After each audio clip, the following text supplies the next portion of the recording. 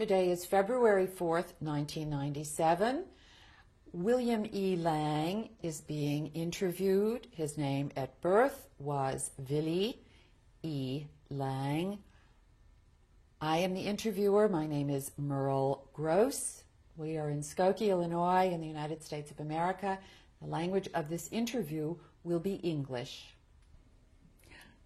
I am Merle Gross, interviewing Bill Lang in Skokie, Illinois. Please tell your name and spell it. William Edward Lang, W-I-L-L-I-A-M, E-D-W-A-R-D, and last name is Lang, L-A-N-G. Some people put an E at the end, but I hate those people. Your name at birth? Willie, W-I-L-L-I, Edward, E-D-U-A-R-D, Lang, without the E. Okay, I've got that. Do you have any other names or nicknames? None at all. No? Nobody calls you Bill? They call me Bill, yes, but it's not official. That's for my friends. I also have a Jewish name. Which is? Which is Avraham, after my late grandfather, whom I never knew. Ben Yaakov, which was my father's Jewish name. What is your birth date? May 18, 1921. And now, how old are you now? 75, going on 80. In what city were you born, and please spell it? Frankfurt on the Main in Germany, and it's spelled F-R-A-N-K-F-U-R-T. On the Main, the river Main is M-A-I-N. Thank you. What are your earliest recollections of Frankfurt on the Main? My very earliest recollection is really, we were living with my mother's parents because there was a shortage of housing in 1921. And I will remember my grandfather, who died, that's my mother's father, who died when I was 3.5 years old. But I do remember him. I remember him babysitting, I guess you would call it, on the balcony of the house where we lived. I remember what he looked like. He was a very tall man, and I guess he kind of doted on me a little bit. Naturally, who wouldn't? And your grandmother? And my grandmother, well, she was around till I was 12.5 years old, so I have a lot of memories of her. These are your mother's parents? These were my mother's parents, yes. What did you call your grandmother? You know, I don't remember. I really couldn't tell you. So probably Oma, something like that. And you lived in their house? We lived in their house till I was 3.5 years old, and my parents were desperately trying to find an apartment where we could live away from the grandparents. And they found an apartment, and we moved into that, and then my grandfather died, and my grandmother moved in with us. So it was really self-defeating, but that's life. What was your relationship with your grandmother like? We were very close. My aunt has 3 children, and the youngest daughter was a year older than I, and we were very close. We saw each other several times a week, and I guess we probably were my grandmother's favorites. And of course, she lived with us, and so we were in constant contact. Your aunt, being your mother's sister, lived yes, close by? That's right. Well, in Germany, you know, 15 minutes walk, 10 minutes, probably 15 minutes. And what was the relationship with your extended family like? Did you have holidays together? We had holidays together. We also had holidays together with various friends, childhood friends of my mother's mainly, who were more observant than my aunt was. What did your father do? He had his own business. He was in the German army during World War I. When he came out, he went into partnership with another gentleman, And they established a business on antiques, furnishings, upholstery, fabrics, and that type of thing. And then the other gentleman, Mr. Schlossberger, died, so my father became the sole owner. Did you go to that place of business? Oh yes, I went there very often. What kind of things did you do when you were there? I should remember. I don't know. I don't remember. I probably went there because my parents didn't know what else to do with me. So were you treated like the boss's child? Oh, not really. I was never really spoiled. I was never uppity or anything like that. Besides, it was not that big a business. There were probably, at one time, there may have been 10 or 12 employees. Were they Jewish, your father's employees? The only two that I can remember as individuals were not Jewish. There was a bookkeeper and an accountant, and one of them, I guess, was full-time, the other one just part-time. But there were, I suppose you would call it seasonal employees when an order came in and something had to be embroidered to order, and they had embroiderers and people like that, so this was not a constant thing. Was your mother involved in the business? She did some of the book work there, yes, but not on a steady basis. Who did the cooking in your house? My mother and a maid. We had a steady maid, but my mother was one of these ladies who probably 4 times a week, maybe 5 times, she and her sister used to meet, and then they'd go downtown together, and they'd go to the butcher together, and then they came back, then they had coffee somewhere, then they came back 3 hours later, and then they'd tell everybody what a busy morning they had, you know, one of those things. Of course, in those days, we didn't have any cars. My mother had a bicycle, but she rode very religiously, but my aunt didn't, so they walked. And what kinds of things were you doing as a little boy, as a good little boy? You mean when I went to school or before I went to school? Yeah. What did you play at? Who did you play with? Well, I had a number of close friends, and they used to come to my house. I used to go to their house, and some of them collected stamps and some didn't. And Did you? I did. I took that over from my father, and I became interested in electronics and did some fiddling around with vacuum tubes and all that kind of thing.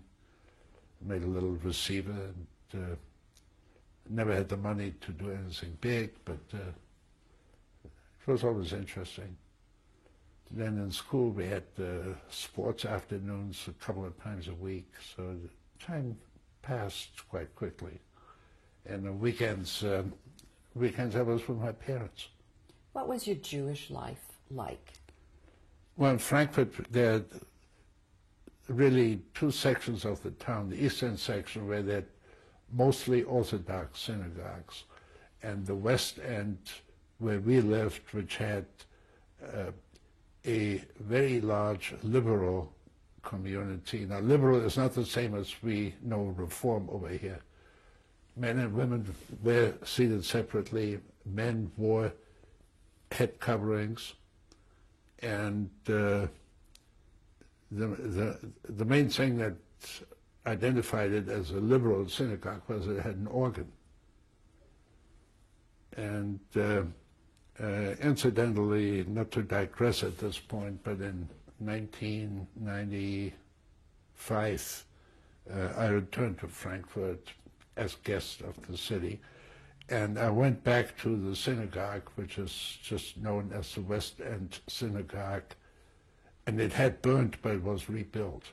When had it burned? In the Crystal Night in 1938. I assume, because I was not there anymore at the time. It could have been due to bombing during the war. I couldn't say with certainty.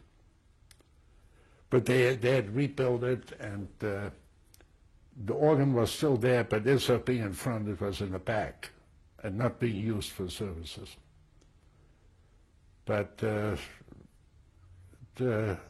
mean, I could have identified, it's quite a unique synagogue. The interior is quite unique, and it was very reminiscent of what it was before. And when you were a youngster, how often did you go to that synagogue? We used to go usually Friday nights and Shabbos mornings. The services were shorter than you would expect in the Orthodox synagogue. So that was an enticement to go more often, I guess. And did you go on the holidays? Oh, yes, always. And how did your family celebrate Jewish holidays? Well, celebrating holidays, I think what comes to mind, first of all, is usually Pesach, Passover. And there's a Dr. Kirchner who lived, first they lived quite a distance away from us, and later they moved closer. But his wife and my mother had gone to some college course. I guess they were being trained as nannies or something during World War I, white bandages and all that kind of thing. And they were very close friends. And we used to go for one Seder to their house, and they come to our house for the other Seder. And my aunt and her family, they used to come to our house, but they didn't do anything in their house. And on Yom Kippur, for instance, what's to celebrate? You know, you eat and you fast, you sleep and you go to services, and then you eat again. There's no celebration involved. Did your father work on the Sabbath? No, generally we went to services. But I guess he, if there was work to be done, he would have. He wouldn't have any qualms. You were an only child? Yes. But not spoiled?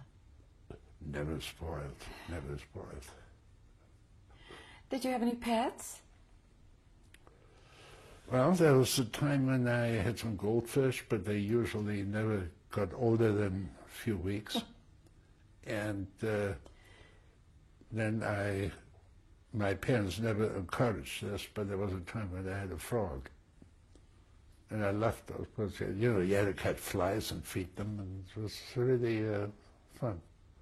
But no cats, no dogs, no parrots, or any of those things. Canaries. Describe the building in which you lived. Well, the one that we moved into after we moved away from my grandparents, it was there was no elevator, but it had, I guess, 4 floors, or three apartments. On the first floor was a dentist, a Jewish dentist, who later emigrated to London with his family, and he had his practice in the apartment too. Then the second story, which in Europe they call the first floor, that's where we were.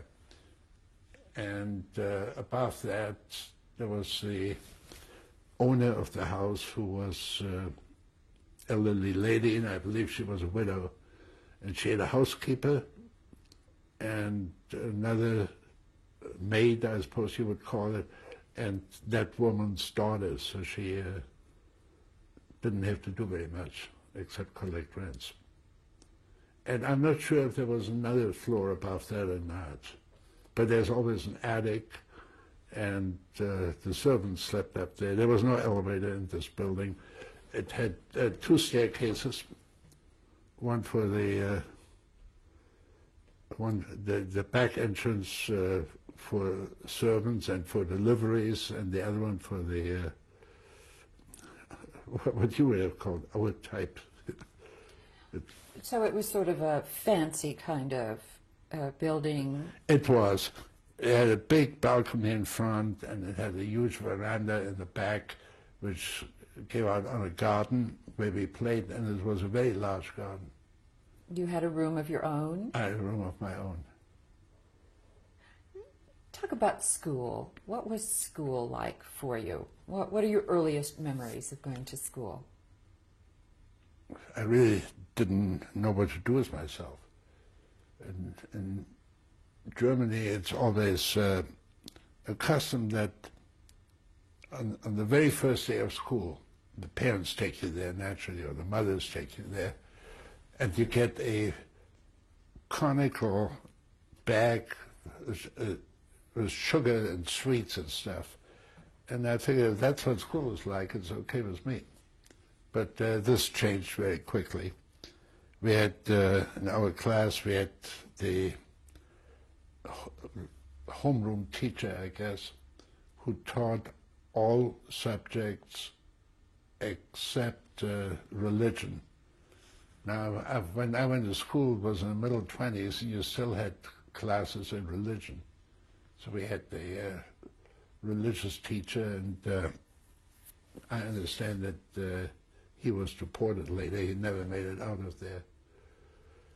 But besides that, I don't think we had any other teachers. That was it.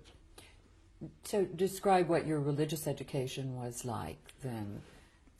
Well, even though we were living in the West End, there was a Orthodox synagogue very close by, and we used to go there Shabbos afternoon and also during the week, and we had religious instruction there.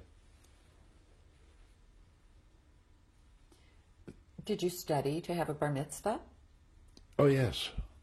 And this may amaze you, but the rabbi that officiated my bar mitzvah, he used to have a bar mitzvah class that he held at his own house. And even after my bar mitzvah, I continued to go there, even if I didn't have to.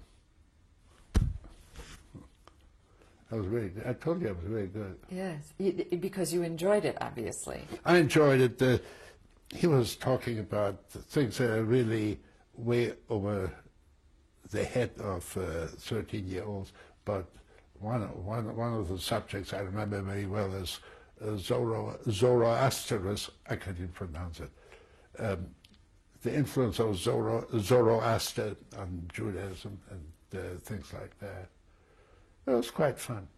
It was things I never heard of before, never learned to pronounce it. Were most of your classmates Jewish? No, not at all. In elementary school, which is the one I was talking about, there were probably class size must have been probably 25 to 30 or something. There were probably 4 or 5 or 6 Jews, that's all. Did you go to a public school? Yes. And did boys and girls attend the school? No, only boys. I never heard of a mixed school till after I left Germany. I thought schools only came in 2 kinds, boys or girls. So how long did you attend elementary school? 4 years. Just until you were, how old? From 4 to? I must have been 9 or 10.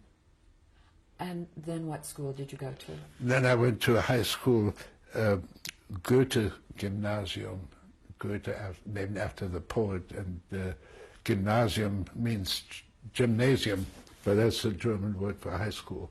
It had nothing to do with doing push-ups and that. And what kind of academic program then did you undertake? Well, this particular one that I went to, we started out with French, and 3 years later, we added Latin, and then at the time I left, when I had to leave Germany, they were just starting on Greek, but I missed that part of it. So I had French for 5 years and Latin for 2. Now, roll back a little to when you first entered the gymnasium. That also was not, or it was a mixed school. That was a mixed school, yes. And who were your friends? They were essentially pretty much the same ones that were in elementary school with me, because we lived in the same area, and you went to school according to the area you lived in. Now, one of them is, as far as I know, is still living in Australia. And another one I lost track of, even though I tried to find him when I was in Israel, was he and his family emigrated to Israel. His parents died shortly after the end of World War II.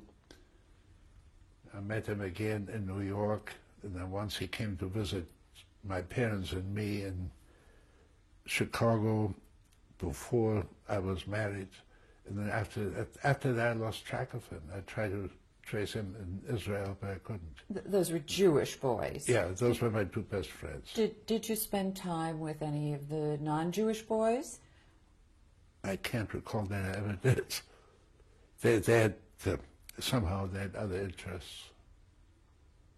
Did you belong There was a division in our school also between Catholics and Protestants.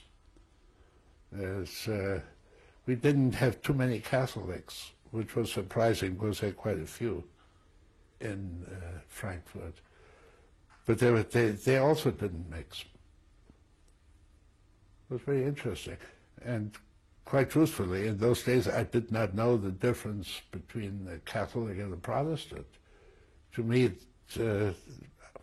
I didn't know what distinguished one from the other. No idea. Were you picked on because you were Jewish ever? Not physically, but they did they did call you names.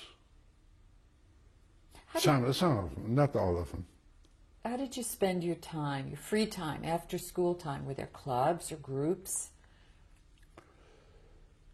Well, there were some sports. I took I went to gym classes, not related to the school. And we always had homework. And I don't mean half an hour homework. You know, if you had 4 classes in the morning, you got homework from 4 classes.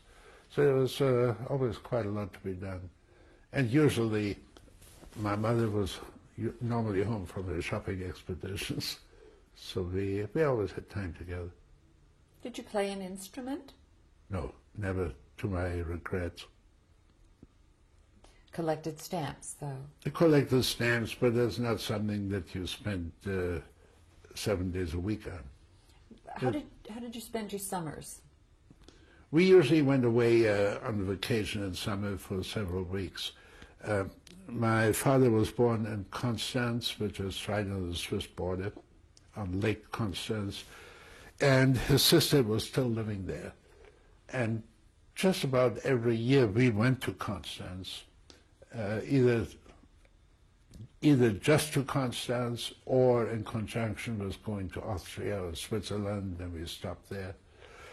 I remember a couple of years I went to Switzerland with my 2 friends. At those days we must have been 13, 14 years old, with a group of Swiss Boy Scouts, and this was without parents.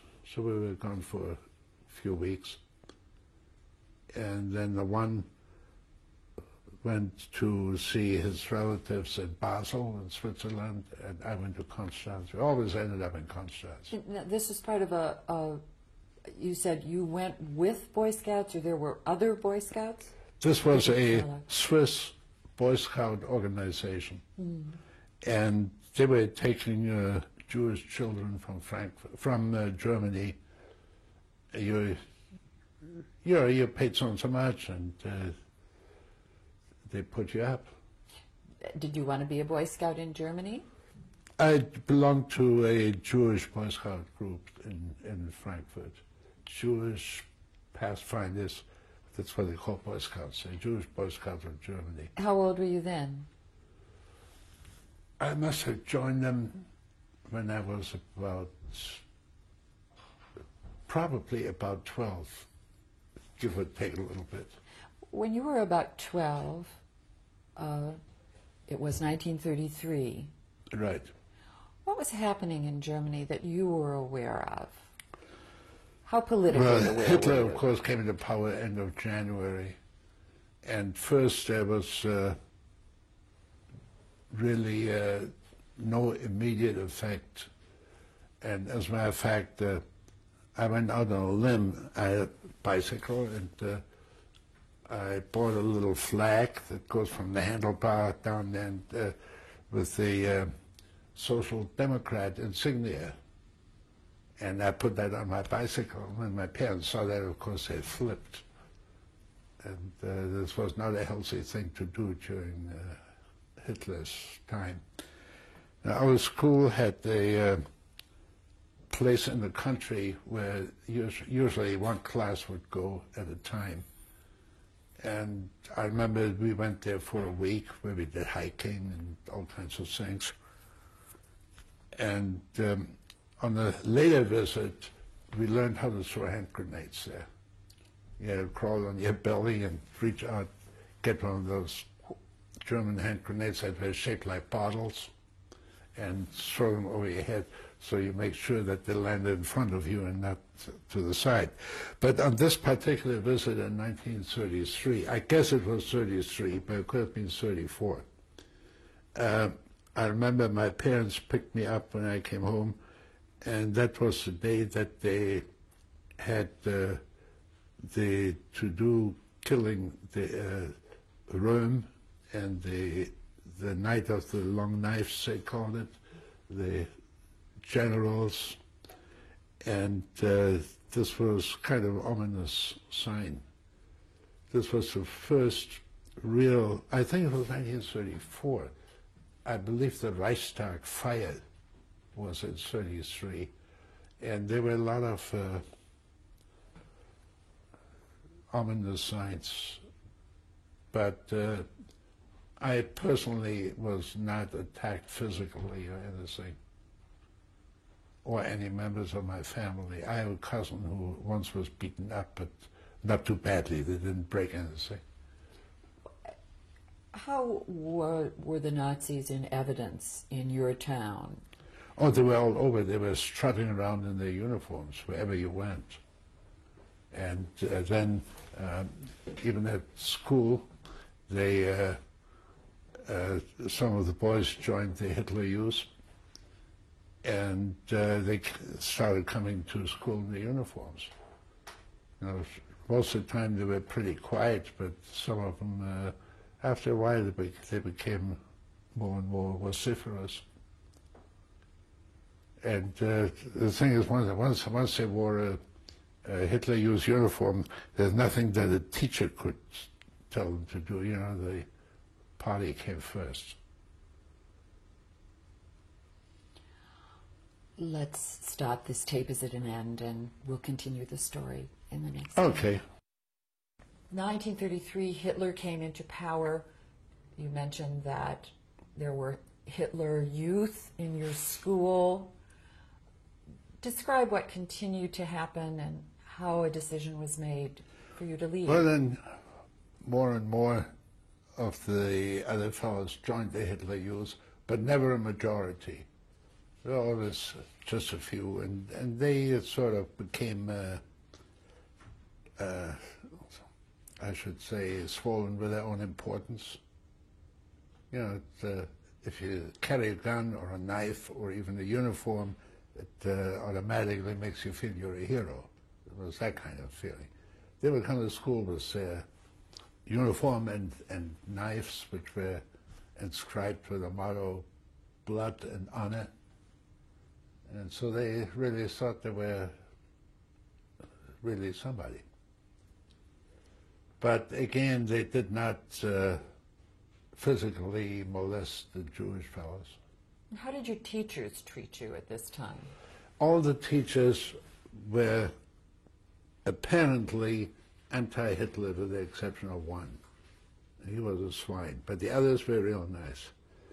Like our math teacher, in Germany, when you get your final grades, they go from 1, which is very good, down to 5, which is inadequate. And I remember one year, and all the tests I always got excellent, 1. And then when I got my final grade, everything was 2. And my parents asked him, and he said, I agree with you wholeheartedly, but those are the instructions we have, that no Jews are to get a number 1 on their grades. So you know, there are so many little things that you don't even have to read between the lines, because when enough of these things happen, it kind of hits you. You know, you don't have to be a genius to understand what's happening. Your bar mitzvah was in 1934. 1934, right. And how was that? How was that marked in your life? Well, we didn't have a bar mitzvah party like it's customary in the United States. We had dinner at our house for about 24 relatives and friends. And a lot of relatives whom I didn't even know. There were some cousins of my mother's that lived in Berlin. They came. And it was very nice. I don't remember what they served. Was there talk of politics at that time that you recall? Probably. Probably. Was your grandmother Nussbaum still living? No. She died about half a year before my bar mitzvah. No, a year and a half before my bar mitzvah. She died in 1932, September 32.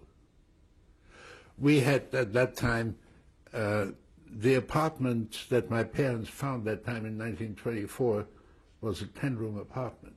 So it was really too big for our family. They took it at the time because they couldn't find anything smaller. But then they did find something smaller. It was maybe 8 rooms.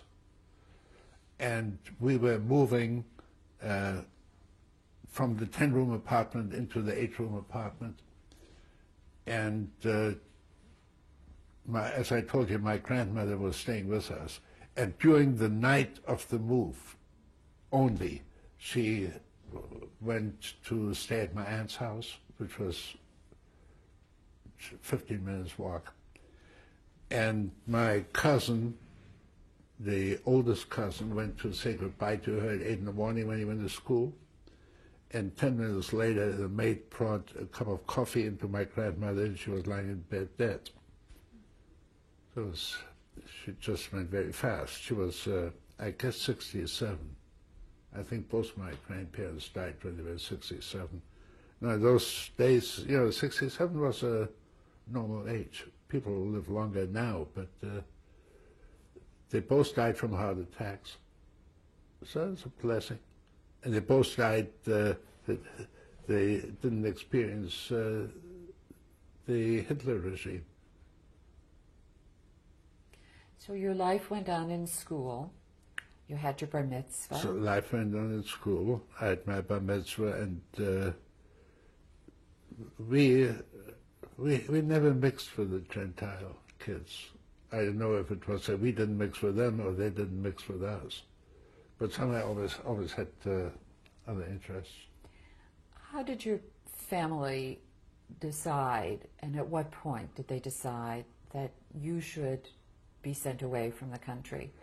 Well, it had probably been coming up over a period of time. And the only difficulty was that it was not easy for Jews, even children, to emigrate. Nobody else wanted them. So there were a number of my former schoolmates came to the United States, which meant they had to have relatives or friends over there who put up a bond, usually quite sizable, and hold themselves responsible for these children. And then you could make it. But we didn't, at that time, we didn't have anybody in the United States. Your father had a very thriving business you had described. Well, it was not a thriving business. I think he opened it in 1920 or so. So the business was really not in existence that long. You know, you start small. It takes a while before you become big. Did he lose customers in the years? As the years went on, yes, there were more and more customers that no longer bought from Jews. I guess in some cases they were told not to, or they didn't want to. So he, at the time I left in 1936, he still had the business, but it was not a thriving business at that time. So then he had it after that, I think, for something less than 2 years longer. How do you remember your parents telling you that they had arranged for you to leave? I had been talking about it for some time. And my mother had two cousins who were also cousins to each other, besides being married to each other. And they were South African nationals. They had been living in South Africa before. They also lived in Berlin, and they used to commute by ship, which took not 8 hours like today, but took 3 weeks. And they were returning to South Africa to stay. And my parents approached them, and they agreed to take me with them to South Africa. And when was this? 1936. Do you remember the month? It was, we sailed from Hamburg, it was 2 days before Kol Nidre, which, Erev Yom Kippur. And first we went together to Berlin. Was it a quick decision that your parents then made? No, it really wasn't, because I remember that, they went shopping for underwear, for shirts, and this friend of theirs gave me a personal bathrobe, and somebody else gave me something else, and it was not a hurried departure. What were you able to take with you? Anything I wanted, really. And did you pack your clothes? Oh, yeah, sure. Like a steamer trunk and a wardrobe trunk, which I think we still have downstairs. It's one of those things that you open up and 2 rods fold out and you can hang stuff on hangers. And where were you going to live in South Africa? I didn't know. I had no idea. Not with your aunt and uncle? But when I went with them, they had a son over there, and he was sharing an apartment with someone else, and they let me stay with him for 1 week. And after that, I stayed at a boarding house. Come back to Germany and to leaving, if you will, please, and Sure. describe what that was like. Well, we went to Berlin and stayed a couple of days visiting a cousin of mine. Your parents were with you? Yes, both my parents. And then my mother, who always had been a little bit sickly, stayed in Berlin. My father came with me on the train to Hamburg, and I boarded the ship, and that was it.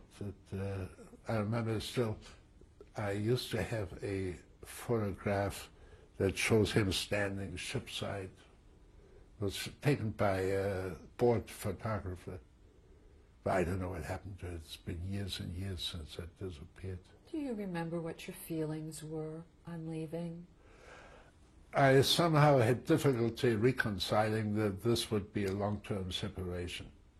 I thought these relatives surely would help my parents to get out to South Africa too, or that there might be a possibility that Hitler wouldn't last, and that we could all be very happily united in Germany. Did your parents want to leave at that time? Did they attempt to At leave that with you? time, they wanted to, but they did not consider it a matter of great urgency. But you were an only child, Mm-hmm.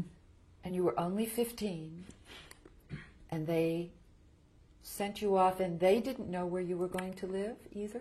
No, but they trusted Mr.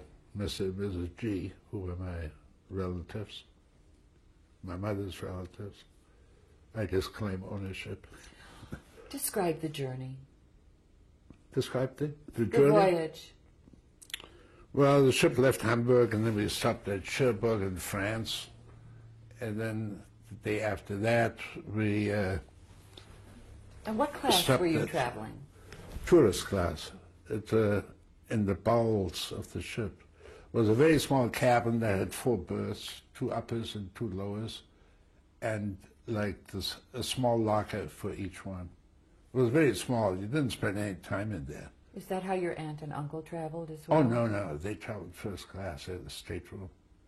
It's a totally different animal.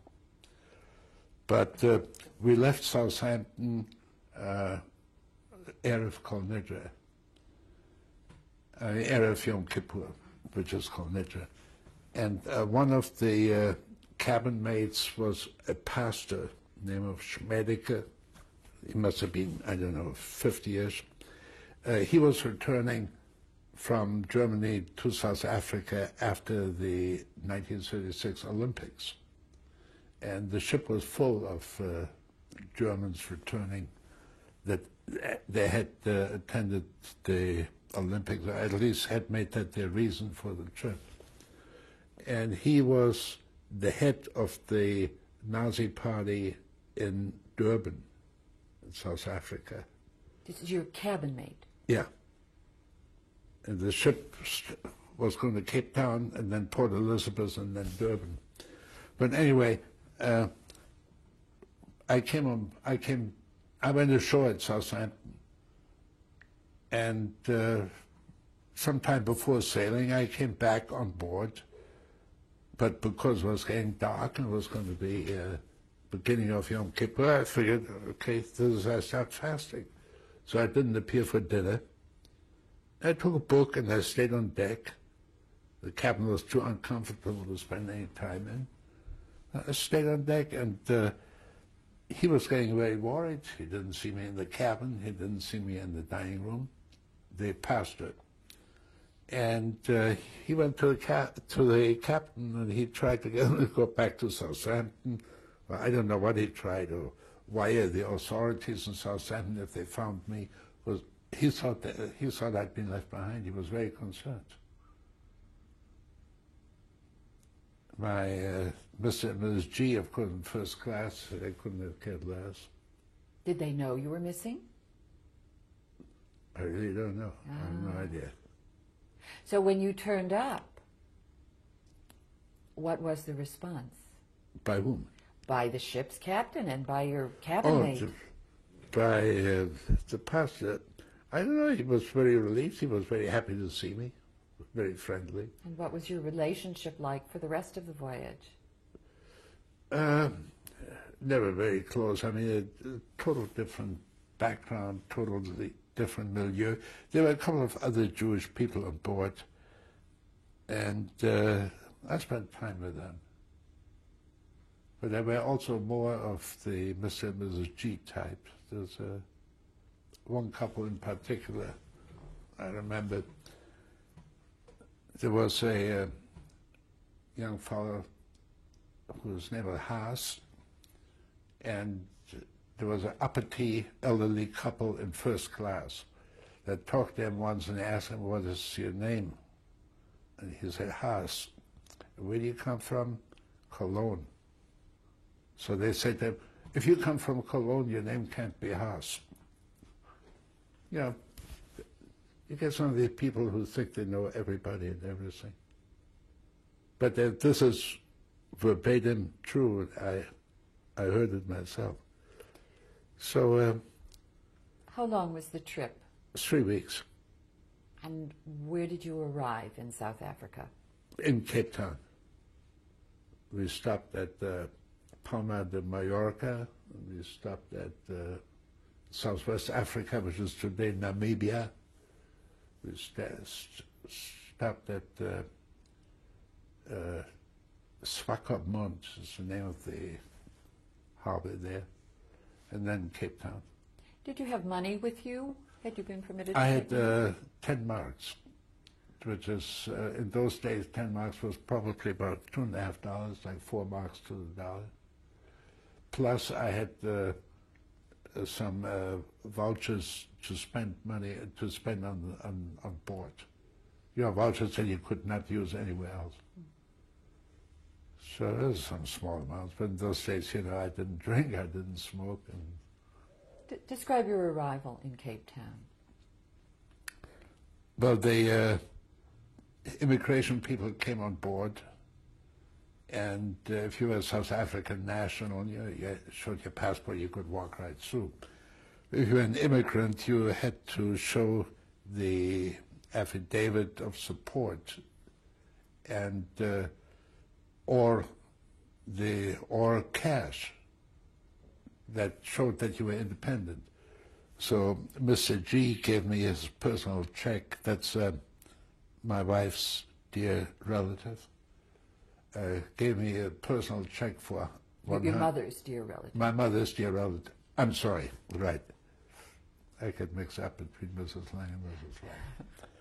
Lang. My mother's dear relative gave me a personal check for £100, and which I produced to the immigration people, so they wave you on, and he came and he took it away from me again. So I had no idea where to go. I figured they'll take care of things. So their son came to pick him up there, and he had bought a house for them at their request, and a car, which was an Auburn sedan, which was not exactly a cheap car, not even in those days. And a lovely house, a wooded area.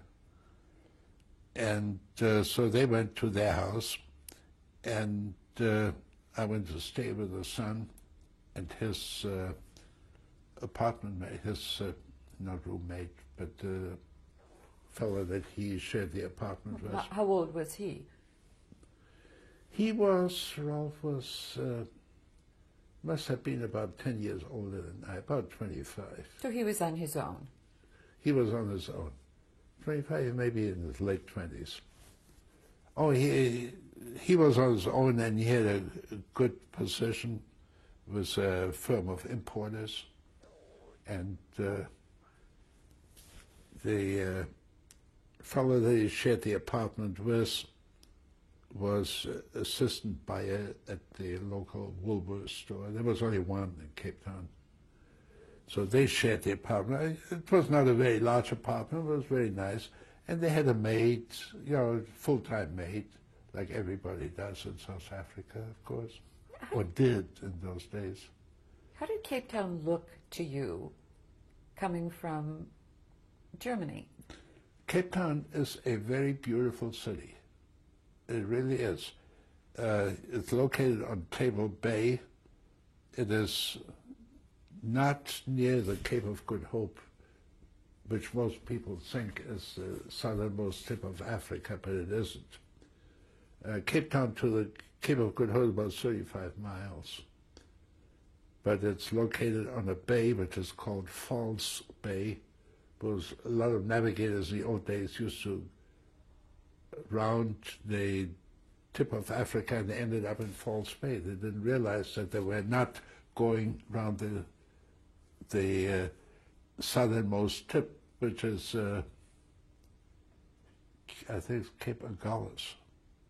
Anyway, Cape Town is located between Table Bay and Table Mountain. It's on the slopes. It's actually, the city is on the slopes. And there's Table Mountain, then on one side is another mountain called Devil's Peak, and on the other side is Lion's Head. Did it appear exotic to you? I made some friends saying we used to go hiking on Table Mountain. What you would do is, Table Mountain is not just like a table, it's a whole mountain range that extends deep in. And you would walk along the side of it, and then at some convenient point start climbing up, cross over and come down on the other side, which is quite a good walk. But yes, it was quite exotic because you had plants there that I'd never seen before, and you had some animals there that I'd never seen before. Among the plants, for instance, proteas. How about the population? How about the people? Which ones, the white or the black? Well, how did that look to you? Well, it was, there was a big chasm between the two, of course.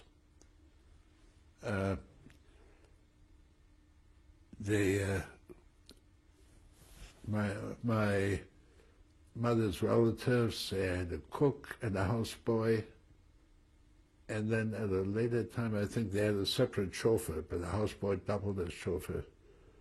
The two people had two servants, and sometimes more. And the servants were lucky if they were sleep-in servants because they had a nice place to stay. But otherwise, if they had to go home and come back every day, they used to live in shanties in very poor neighborhoods. They didn't have any rights. Blacks were not allowed to drink any alcohol, any liquor, because it affects them quite adversely. But they used to drink what was called kaffir beer, which was illegal, but they did anyway. But they really had no rights. They worked for absolutely a pittance. What language did you speak when you arrived Well, in Cape Town? Cape Town was predominantly English, but also a lot of Afrikaans, which is a mongrelized version of Dutch. And it was pretty much bilingual there. But did you speak English at the time? I spoke English, which I'd learned English in Germany from private tutors for about close to a year, I guess. So it was enough to get around. And then, of course, when you're in English surroundings, you pick it up pretty fast. So did you go to school in South Africa? No, no such luck. I started working a week after I got there. They found me a job as a stock clerk or stock man. Not a stock boy. That would mean I was black. Boy was black.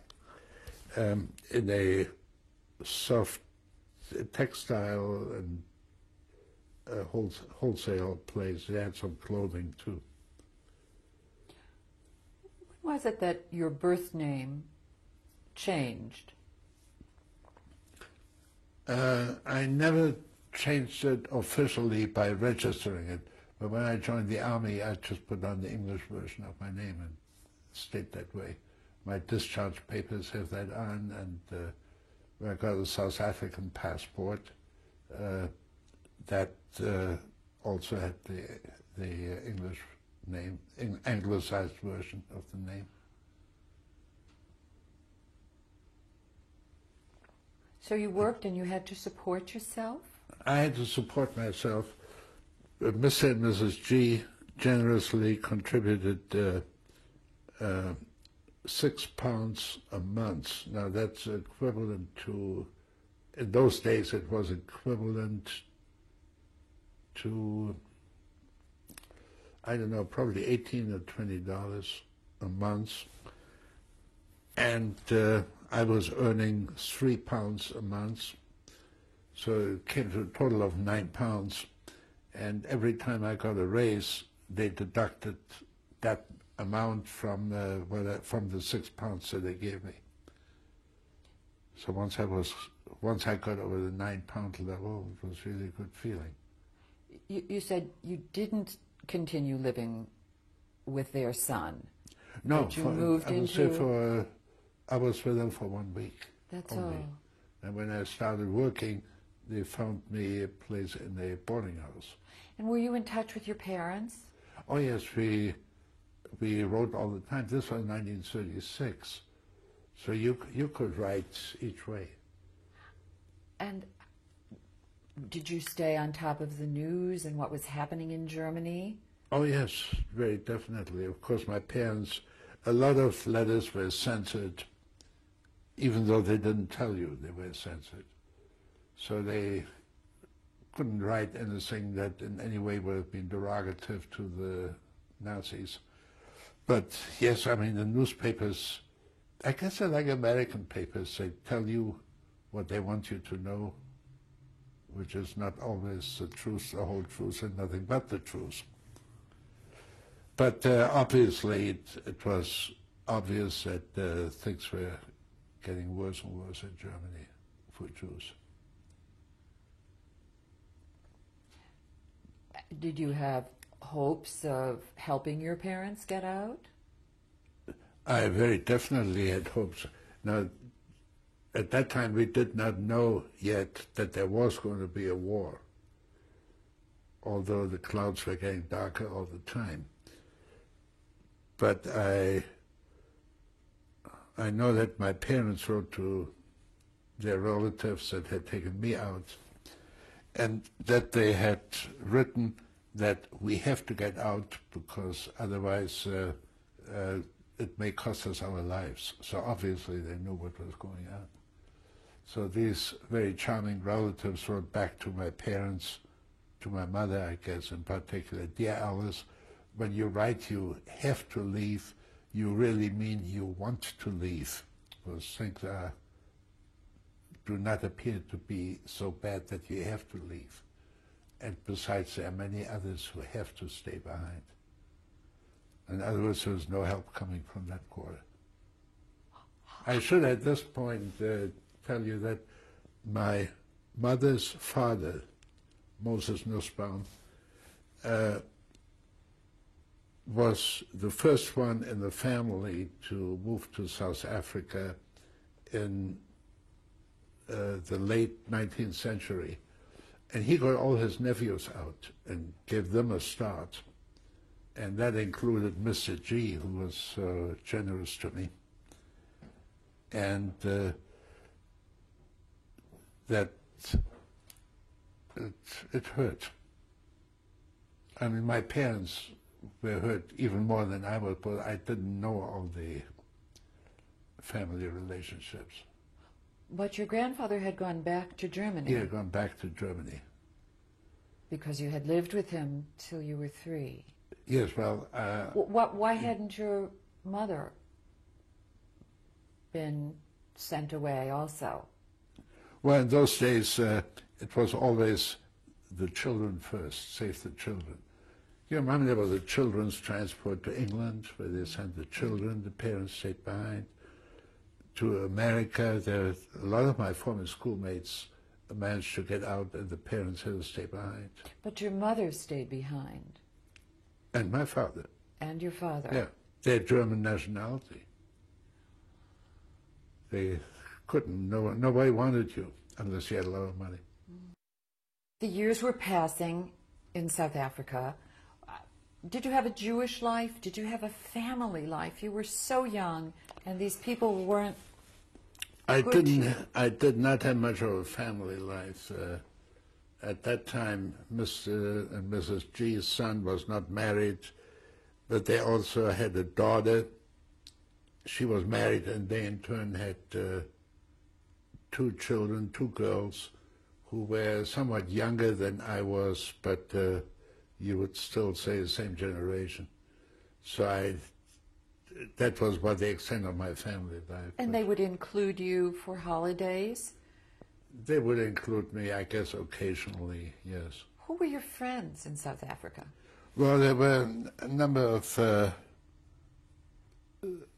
fellows in the boarding house where I stayed who were not Jewish, but some of them were Jewish, I beg your pardon. The owner was Jewish, and he had 2 sons who obviously were Jewish too. And were they as young as you? They were, some were a little bit older. One son was about my age. And then there were some of the boarders there that who were older than I was. But we got along together pretty well. Was there anti-Semitism that you felt in Cape Town? No, I know it existed, but I didn't experience any personally. So this family that owned the boarding house, the Greenbergs, their oldest son had a car of his own, and I managed to go out with him and his younger brother and some of the others, and so we got along pretty well. And what were you knowing? What were you hearing from your parents? Well, we were able to correspond all the time until the Crystal Night in 1938, when my father was arrested with all the other men in Germany, and he was taken to Buchenwalde. He spent about 6 weeks there. How did you know about that? First of all, it was in the newspapers that all Jewish men between 16 and 60 were rounded up and sent to camp. And my mother wrote it. It was not a secret. And how did you respond? You know, at the time I was 17 years old. I'd had no training, I had no resources, and there wasn't anything I could do. Tried to get Mr. and Mrs. G, but they weren't any help. But in the meantime, some very distant relatives of my parents, who were quite well-to-do, had emigrated to Chicago. And this lady, Camilla Cohen, she went round to find sponsors for my parents that they should come over to the States too. And when she did find the sponsors, and she did get an affidavit of support, on the strength of that, my father was released from Buchenwalde. But then... And you knew of that? Yes. But then comes the problem that you had to get an American visa. There was a very strict quota. It was the German consul in Stuttgart was the only one that would issue the visas. And there was a waiting time of months. And then my father was on the list, and he didn't get to Stuttgart for the visa until after war broke out. And by this time... Meaning September 39, after right, September 39. Right. So by this time, the Americans figured that it was a high-risk situation, and the bond that they had for both my parents was now only enough for one person. So they decided that my father should get out first. Obviously, he was in greater danger. So he finally got his visa, and he managed to get out of Germany 4 days before the Germans marched into Holland and Belgium. They marched in on the 10th of May. He passed through Belgium on the 6th of May, visiting some friends, and he was on the last ship that went from Belgium to England. Now, 4 years earlier, when you had left, you had not encountered any of those problems? No, none.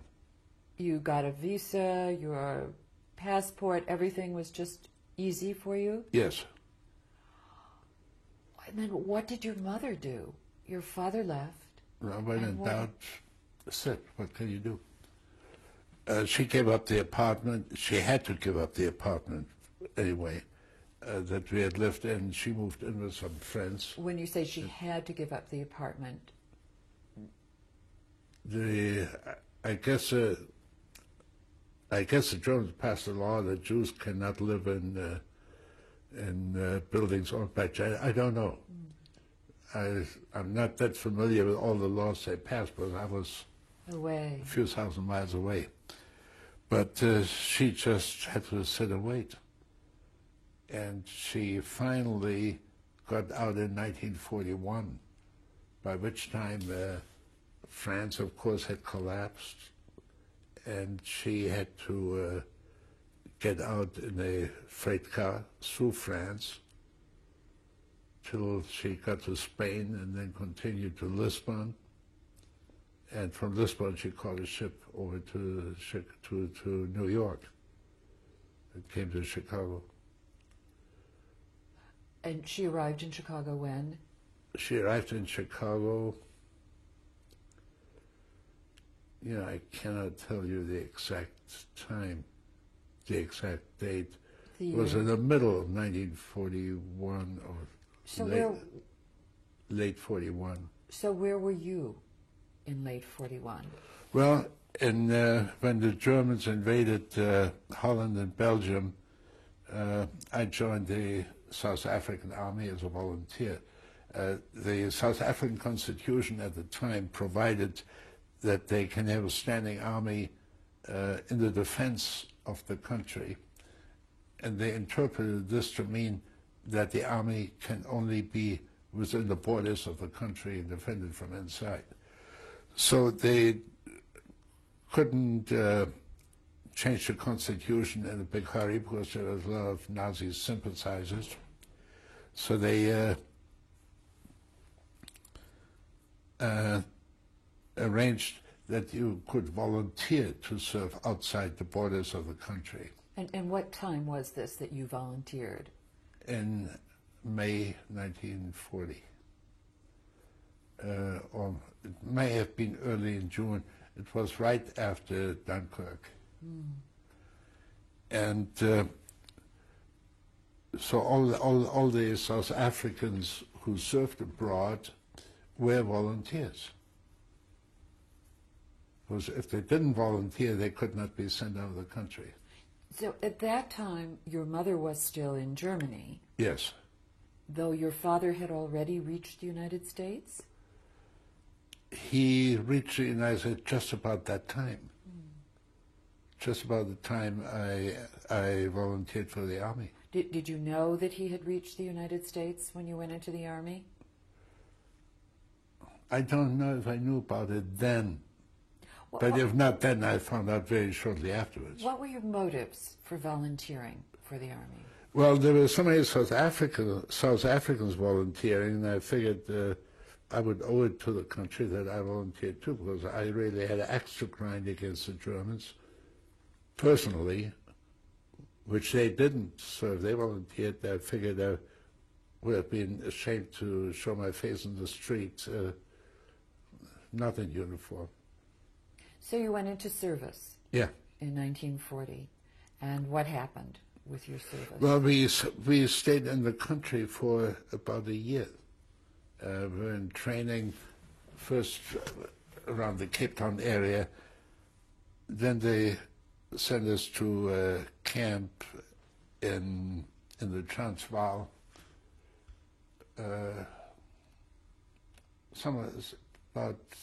Probably about 60 miles or so south of Johannesburg. And we were there for more than half a year. And we did some support activities there. I was with the divisional headquarters.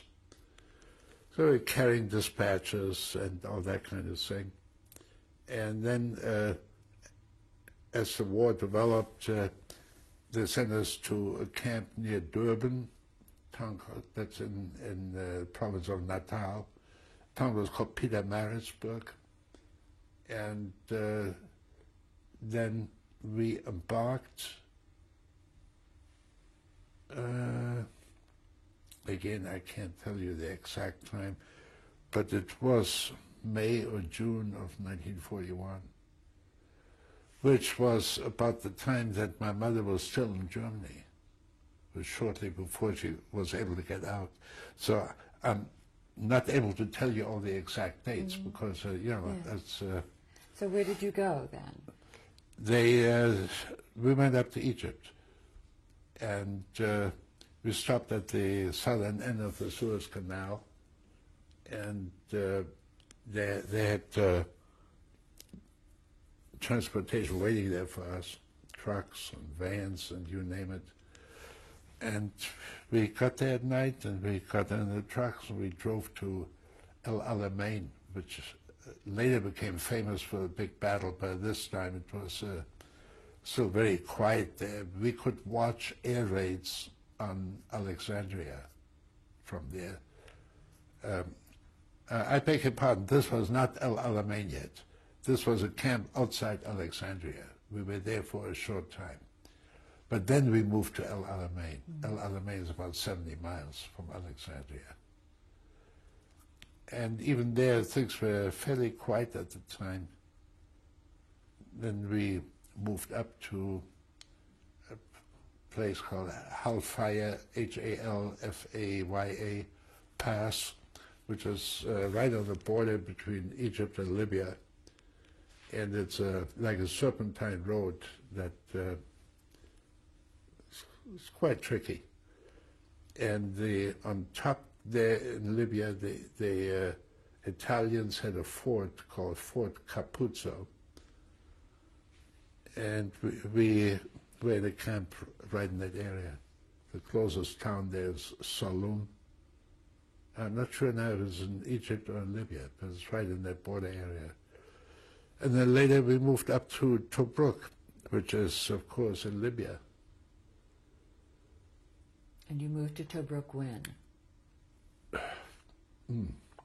That also, I think it must have been the beginning of 1942, or during the first quarter of 1942. So you'd been in the army, you'd been up in the desert, but not involved in any combat. No, because at that time things were quite fairly static. Tobruk had been held before by Australians, and the Germans were never able to take it. And then came a push going the other way, and the Germans were pushed back to near Benghazi. I'm not quite sure just how far they were pushed back, but that's where the line was. Then in June 1942, the Germans attacked. Now we're going east again. And later I found out that Tobruk really was supposed to be evacuated by the English, British, South African forces. And they had shipped all the heavy armaments out, anti-aircraft guns, tanks. So the Germans enclosed Tobruk, isolated us, and then the powers that be surrendered, the whole garrison. You were so vulnerable, you're saying, your group, because you didn't have the big guns, and the Germans... It didn't have anything.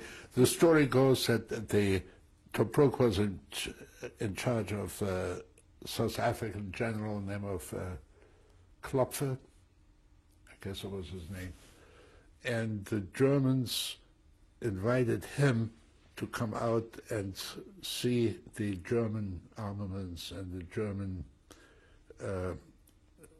tanks and everything they had. And he came out and saw them, and then he surrendered because he knew there wasn't any chance to do anything. So there was no battle? There was no battle. There was shelling and bombing, yes, there was. But there wasn't any attempt to break out, so it just wasn't there. Do you remember that day? What do you remember of that day? The day I forget that day is the day before they're going to bury me. Tell what it was like. They told us to drive the vehicles, the company vehicles, down toward the Mediterranean. Who told you? I don't know, our platoon captain or maybe the company. I don't know. But your own. These things trickle down, you know. The pecking order starts with a company. And what was your job? What was your position in this army now? At that time, I was for the technical and maintenance unit to maintain radio equipment, transmitters and receivers. And we had a workshop in a truck, and my job was to drive this truck toward the Mediterranean, and we ran into an ambush and got out of the truck real fast, try and find some big stones to hide behind. And then in the evening, the shooting died down. I came out, and then lately, rumors spread very fast, and then you see the Germans coming over a ridge and something, you know, it's all over. And the garrison had surrendered. So the first thing I did, I took my ID tags, which indicated that I was Jewish, and broke them in two and threw them in the Mediterranean. I wasn't going to advertise that I was Jewish. This is because the Germans, you had a higher sense of fear for yourself? Oh yeah, of course. I didn't have that much of an education, but I wasn't dumb. Were there any other Jews in your unit? Yes. Did they do the same? I don't know. I was separated from them. Each one was driving a truck. We never got together again. So you were taken by yourself, or you said you were with No, I was others? taken together with some others, but they were not Jewish. And what was that capture like? They told us that Tobruk had surrendered, and then the Germans came on, they rounded us up. And where were you taken? They put us in a truck and started shipping us behind the lines to a place called Derna, which is in Libya. And then they handed us over to Italians. Italians were the transport. Germans had more important things to do. Meaning? Fighting. And how long was it after your capture that you were turned over to Italians? Oh, probably the next day or maybe 2 days. I'm not sure. When the Germans captured you and they immediately began to transport you? Well, there were almost 30,000, so it was a matter of several days. And what was their behavior like? They're very correct. They always said that the German Africa Corps were the elite of the German army. These were troops that were under the command of Rommel. Of Rommel. They acted very correctly toward us. I mean, they would have no compunction if you wanted to try to escape. They would have shot you, you know, but they didn't. That's war. And the Italians were not busy fighting the war in the same way? We never looked on the Italians as being serious people. We sort of, you know... Who do you mean we? South Africans, English. You know, we kind of equated them that in Tobruk there are almost as many Italians as there are fleas, or maybe there are as many fleas as there are Italians. The Italians never had their heart in warfare. But they became your captors and your guards? They became the guards, yeah. And where were you held then? Well, then after dinner they took us to a camp near Benghazi, which is about halfway across the north coast. It's about in the center of Africa. And how did you get there? By truck. The Italians built great trucks. What was the weather like? We were captured on the 21st of June, which is the longest day in the beginning of summer. So the temperature was in the 100-degree range every day. Did you have water? Oh, we had water, 1 quart per person per day, for all purposes, to drink, to cook, and I guess to wash, except nobody did. A quart a day just doesn't go that far. And the rations we had was 1 roll. They called it a loaf of bread, but it was a roll, maybe it weighed a little more than a quarter pound or something. A quarter pound. And some soup, not soup, some rice concoction once a day. So it was not helping anybody to get fat, but having that shorter water was much more difficult. Now you mentioned there were 30,000 prisoners now. Yeah, right. From different countries. They were, well, they were English, New Zealanders. I think there may have been some Palestinians too. I'm not sure. And you were transported by truck across the desert. How long did it take in this 100-degree weather? Oh, from the distances are not that far. You know, you're talking about a couple of 100 miles. I don't know the exact distances, but from Tobruk to Benghazi, under normal circumstances, you could do it in your car in the morning. So by truck, it probably took a little longer. But and the weather was the mild, weather was always hot. Was always hot. I don't think it ever rained. I'm sure it didn't. And of course, you have to contend with the desert wind, the Khamsin, that flows from the interior of Africa, and it blows sand all over. It was pretty bad. And then the counterattack came when they had Lord Montgomery and what was the guy's name? Alexander. No, Montgomery was the general and Alexander was the one back in headquarters. And the Eighth Army started their push against the Germans, but unfortunately the Germans managed to evacuate us from Benghazi before the English forces came there. So I was fortunate enough to have an abscess, for which they took me to the hospital. And the abscess was right on my butt, and it came because we were sleeping on the bare ground. We didn't have blankets, we didn't have beds or anything. I had lost 55 pounds, and the abscess formed right here. How long a period of time had you lost this 4 weight? months. 4 months. Was that happening to everybody who was held captive? Oh, I was sure. Unless somebody was very skinny to start with, maybe. People also died.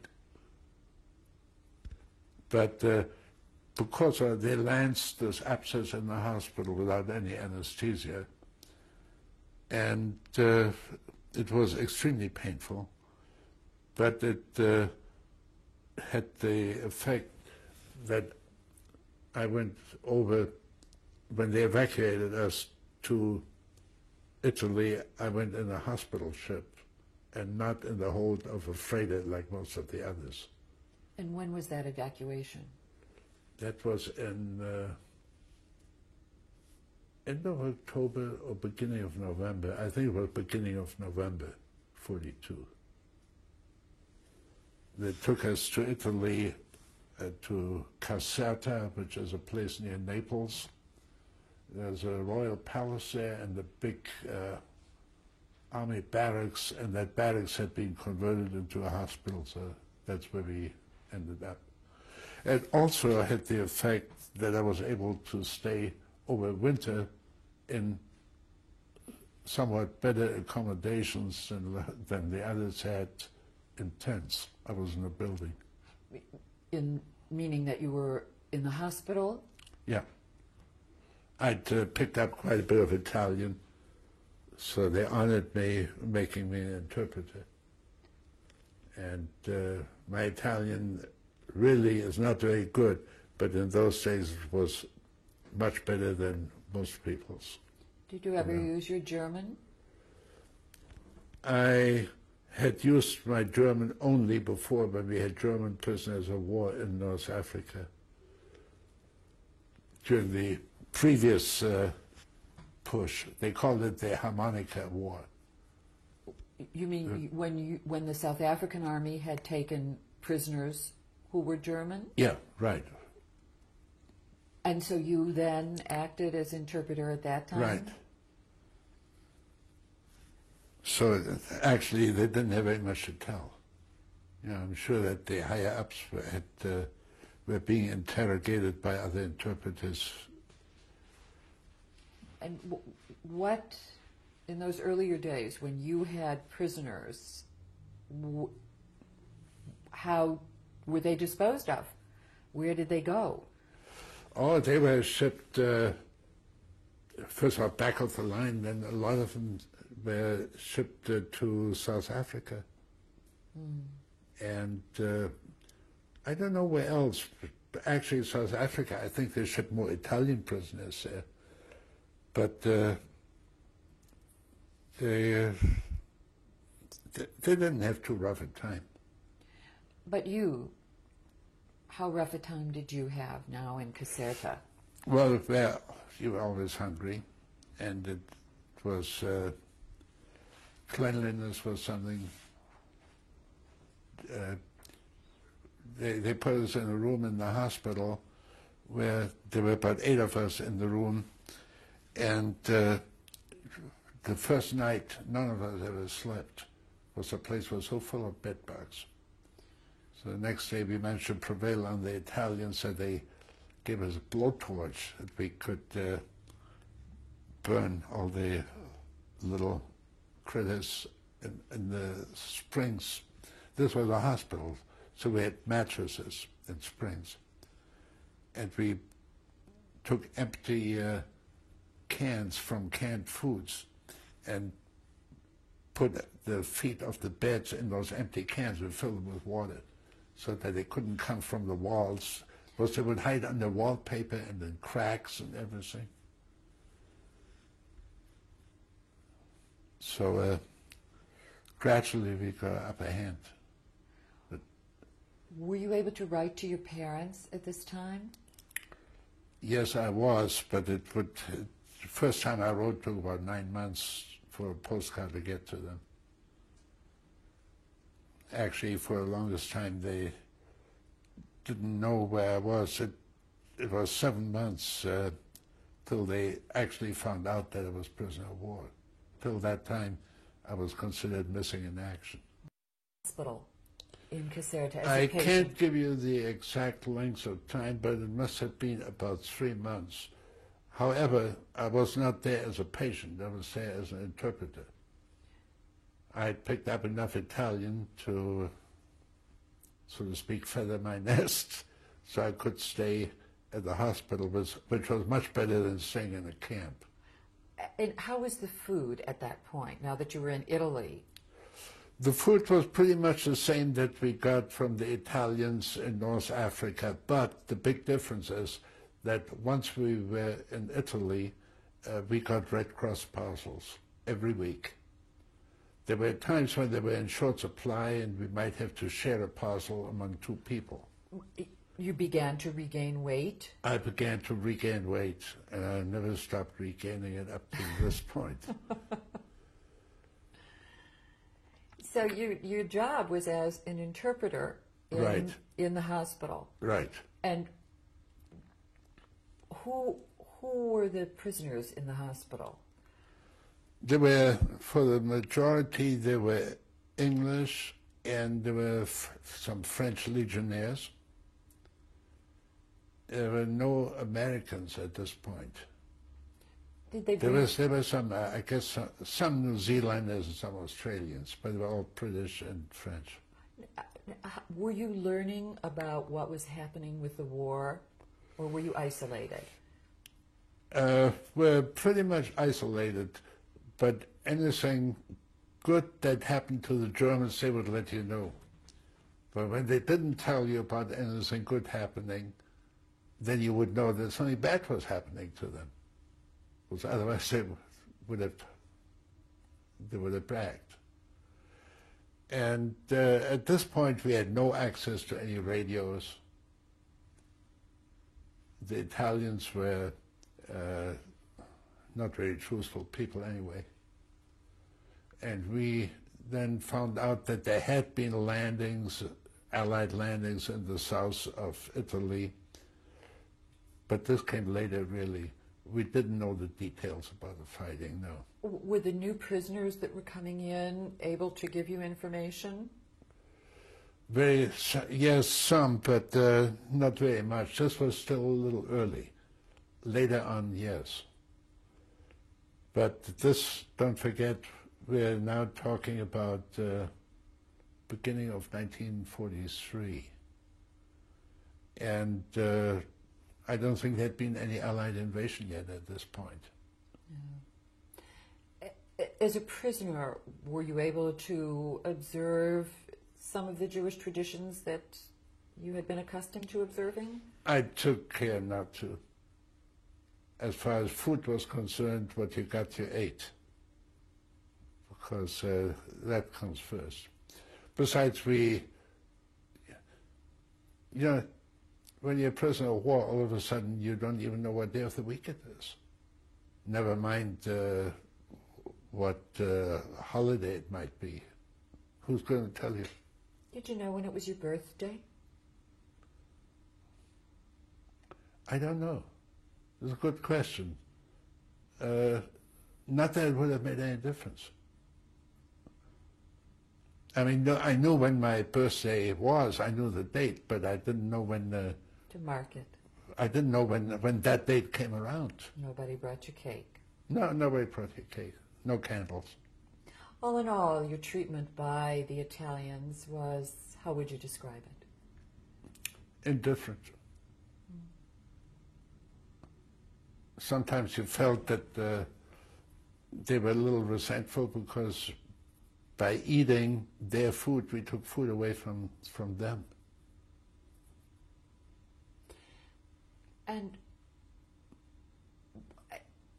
you got no word from your parents during this period of time? No. Well, I was taken prisoner 21st or 22nd, I'm not sure, of June 42. And then while we were in the camp near Benghazi, they made a list of, these were all South Africans. They made a list of all the South Africans who were taken prisoner. And then later the Vatican broadcast that list, and it was received in South Africa. So they notified the people that I had shown as next of kin, and they in turn notified my parents. And somehow it got to the, they either notified my parents or they notified the South African authorities, who in turn notified authorities in Chicago.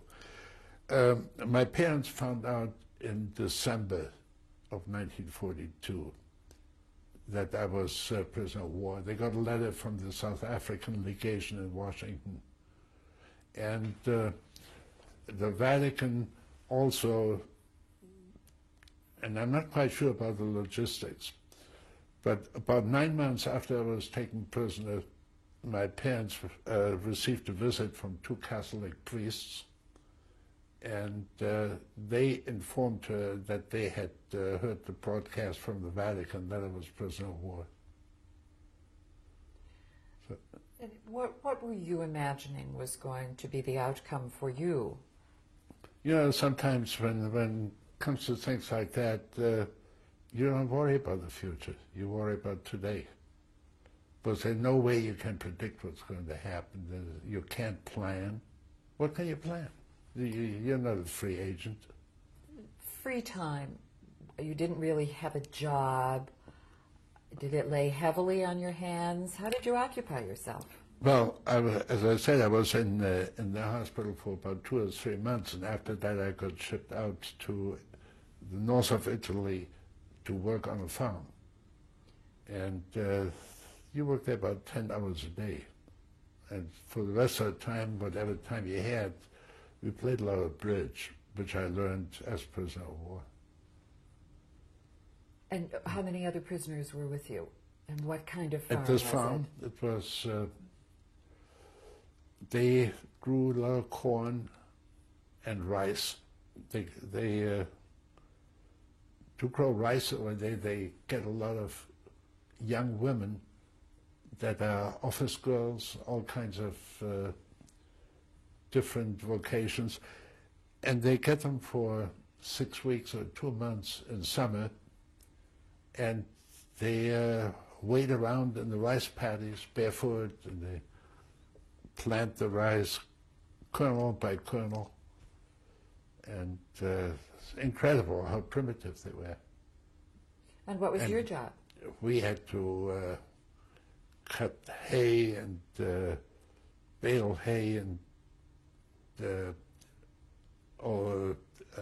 harvest corn, all kinds of things. Wheat, thresh wheat. They had a, what's it called, a combine, I guess.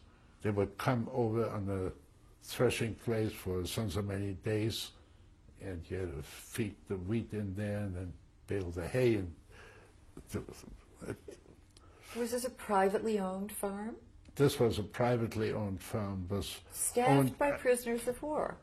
I beg pardon? Staffed then by prisoners of war. You were the labor. For, in part, prisoner of war, in part relatives, in part were you guarded? Some of the villages. Oh yes, we're always guarded. Always had guard with a rifle. And how many prisoners of you were there working on this farm? I think at this particular farm, I think we had about 15. I can't give you the exact number anymore. And who prepared food for you? They fed us corn, but they call it polenta. It's you cook up the cornmeal with water, and that's it. Did you like that? Oh God, it laid in your stomach like bricks. It's fancy food today. Very fancy. Polenta? Today. Well, it may not be the same that we had anyway. But then at the camp we got our usual soup, rice concoction, whatever it was, and our small bread. But we had our Red Cross parcels. The owner of the farm, you were given instructions by the owner of the farm? We had a little Italian working with us who at one time had spent some months in Canada, and he thought he spoke English, but he really knew a few words of English. But he was with us, and he was kind of telling us what the guard was telling him, you know. And he told us we have to rake this, and we have to hoe this, and we have to shovel this, and so forth. And he was very friendly. He always told us Mussolini is no good and all that. Make the trains run on time. You know, one of those. Did you get news of the war then? Did anybody give you news of the war then, when you were on the farm? No, I don't think they particularly cared about politics. This was in a little village in the north of Italy, and you leave them alone, they leave you alone. And like he said, Mussolini made the trains run on time, and Jews they didn't know. You know, they, as a matter of fact, the Italians, their impression was that Protestants don't believe in Jesus. They put Protestants in the same class with Sudanese heathens or whatever.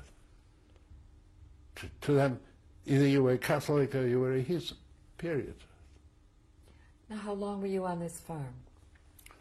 So on that farm till Italy surrendered, which was in, I guess it was end of '93, when they dethroned Mussolini and put him up on a mountaintop where the Germans rescued him later. It was a glider. They landed there and they got him out. So what happened? But they, by this time, there had been a landing. I think it was shortly before this time that there had been a landing in the south of Italy. And this farm owner, there were two brothers, actually. Their name was Pero, P-E-R-O. They said, stay here. The English are going to be here in another week. Just stay here and you'll be free. So it didn't turn out that way. It was, there were still Germans in the area. Actually, all of Italy except the south was occupied by Germans. And he told them, I got 12 prisoners hiding at my farm, you can come and get them.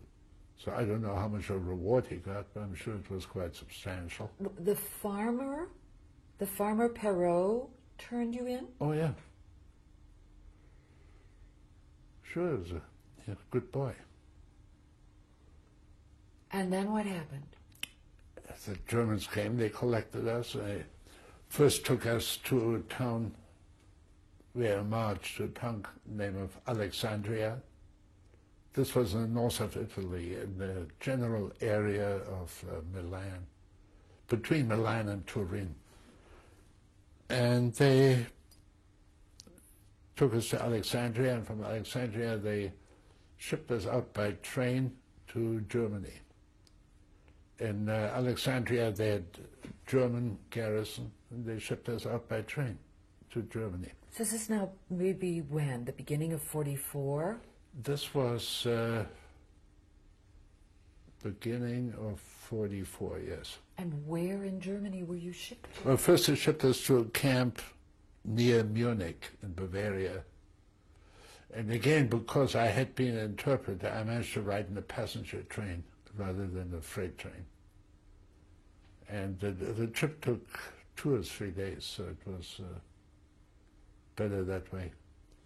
It was to the camp in Moosburg, which is near Munich, and I was in a barrack where they had 400 people, and we had 1 outdoor water pump for all of us. There was no water inside. And I was there about a week.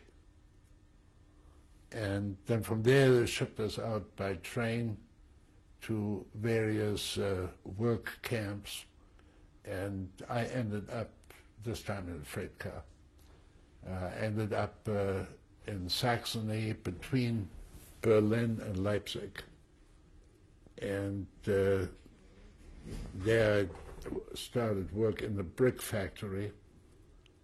They not only made bricks, they also made sewer pipe and all kinds of clay products. Did you ever reveal the fact that you were German? Never, never, ever. As a So matter of what fact, language were you speaking? I did speak German, but I always spoke very slowly, making very sure that I would not use any local vernacular, just the way you would learn it in school. And so I worked in that brick factory.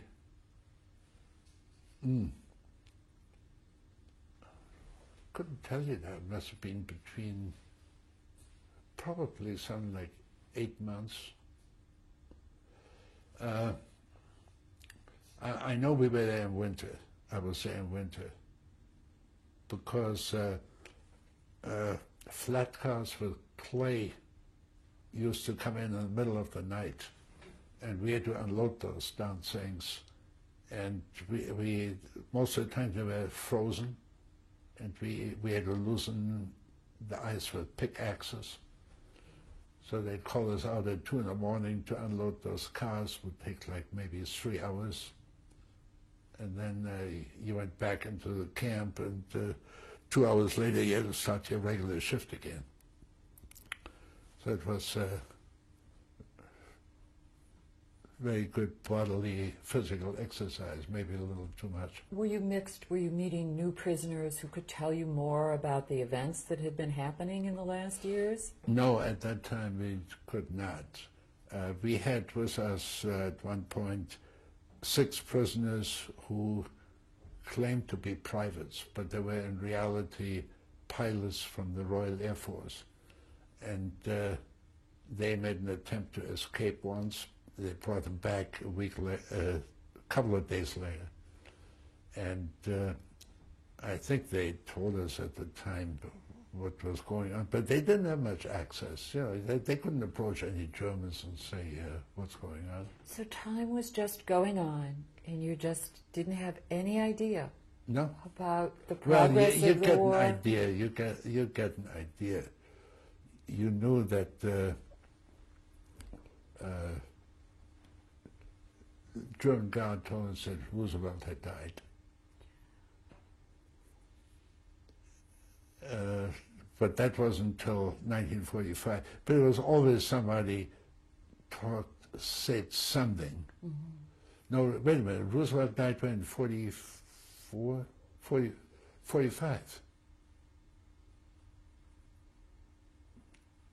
Yeah. But in 1944, I know there was one, he was kind of blabbermouth. He would tell you occasionally something, but always that the Germans are victorious. Always. There was a raid on Dieppe, they got thrown into the sea. There was something happening here in Italy, they got thrown back in the sea. But you knew there was something going on. So when the end of the war in Europe really came, where were you? I was in a repatriation camp called Annaberg, which was halfway between Berlin and Leipzig. And how had you gotten from Mossberg to Annaberg? Well, occasionally from Mossberg we went to the brick factory first. There was a little town called Zahna, Z-A-H-N-A. And occasionally they would take a couple of prisoners to the area headquarters, Wittenberg, to collect some uniforms or collect some Red Cross parcels, whatever it was. And once when we were there, they decided that my German was good enough that I could go to that repat camp as an interpreter again. And was really... As a German interpreter? Yeah. There was really no provision for an interpreter, so they said, no, you're a medical orderly, you're going to that camp.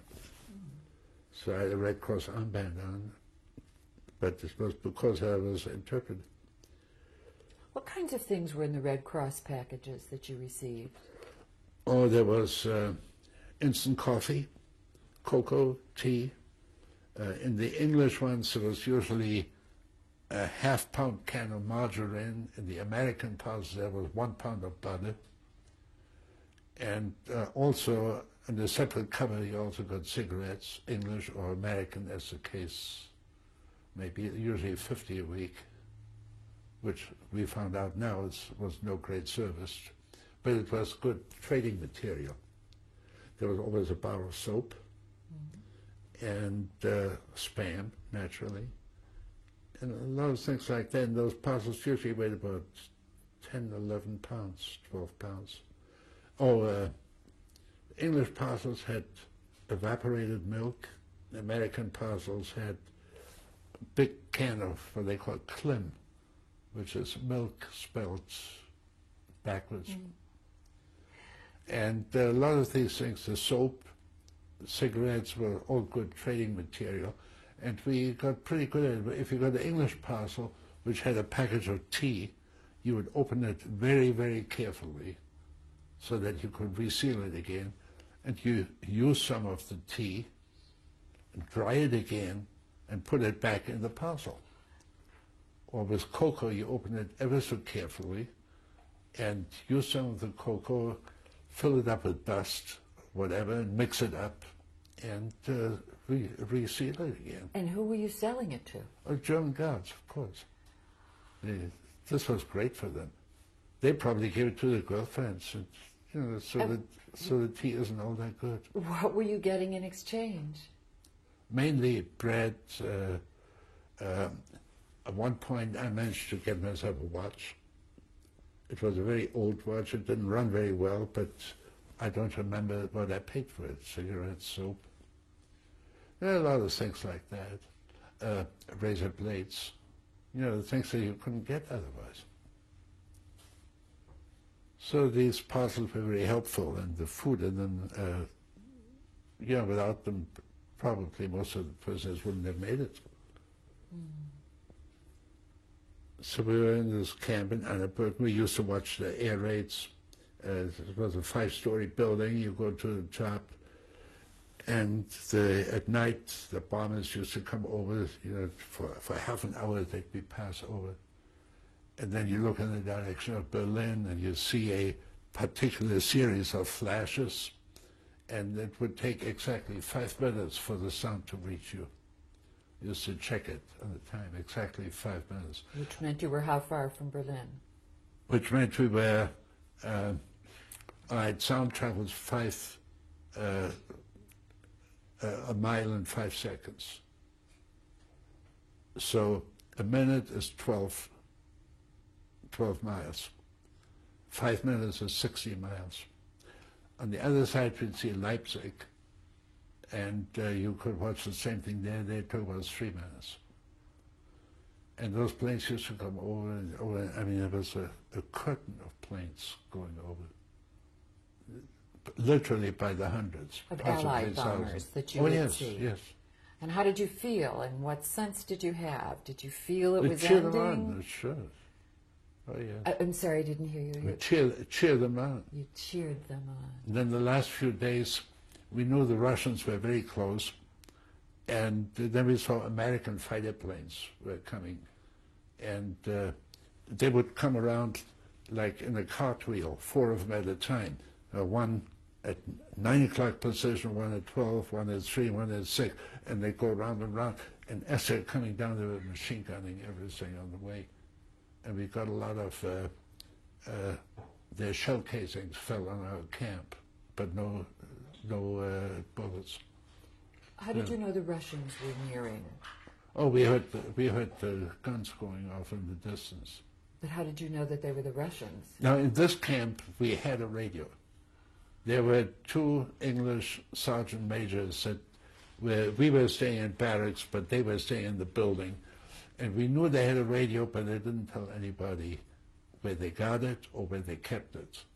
Well, but we found out later it was a little battery radio, and they had in a wall, they had a brick that they removed, and the radio was in there. So nobody really could find it. And they had contacts with it, so they got batteries once in a while.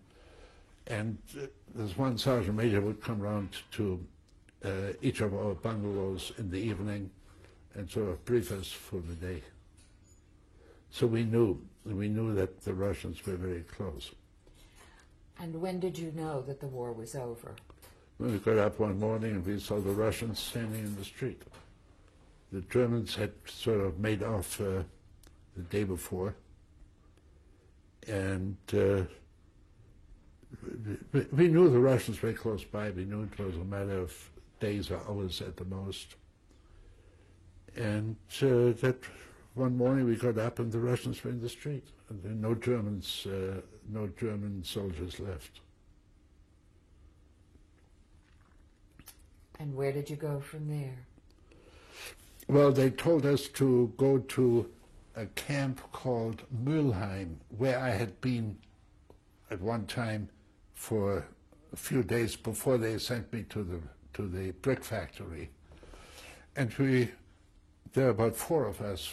We started on this hike to Mülheim, which was a 3-day hike, by the way.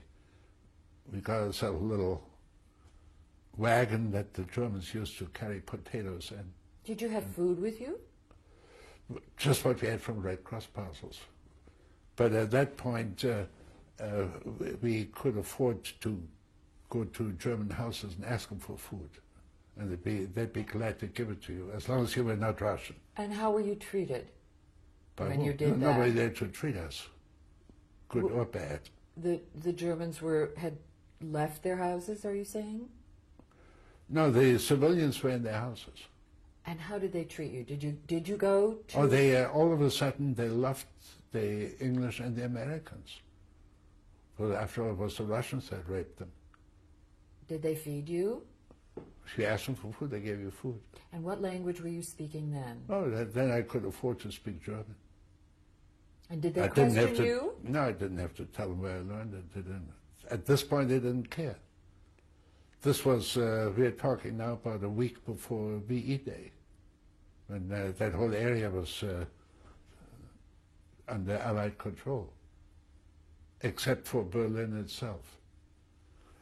And I remember one night, for us, we stayed in a hotel there. We went in a hotel and they told me we want 2 rooms. There were 2 in a room. So they put us in there. We had breakfast there too.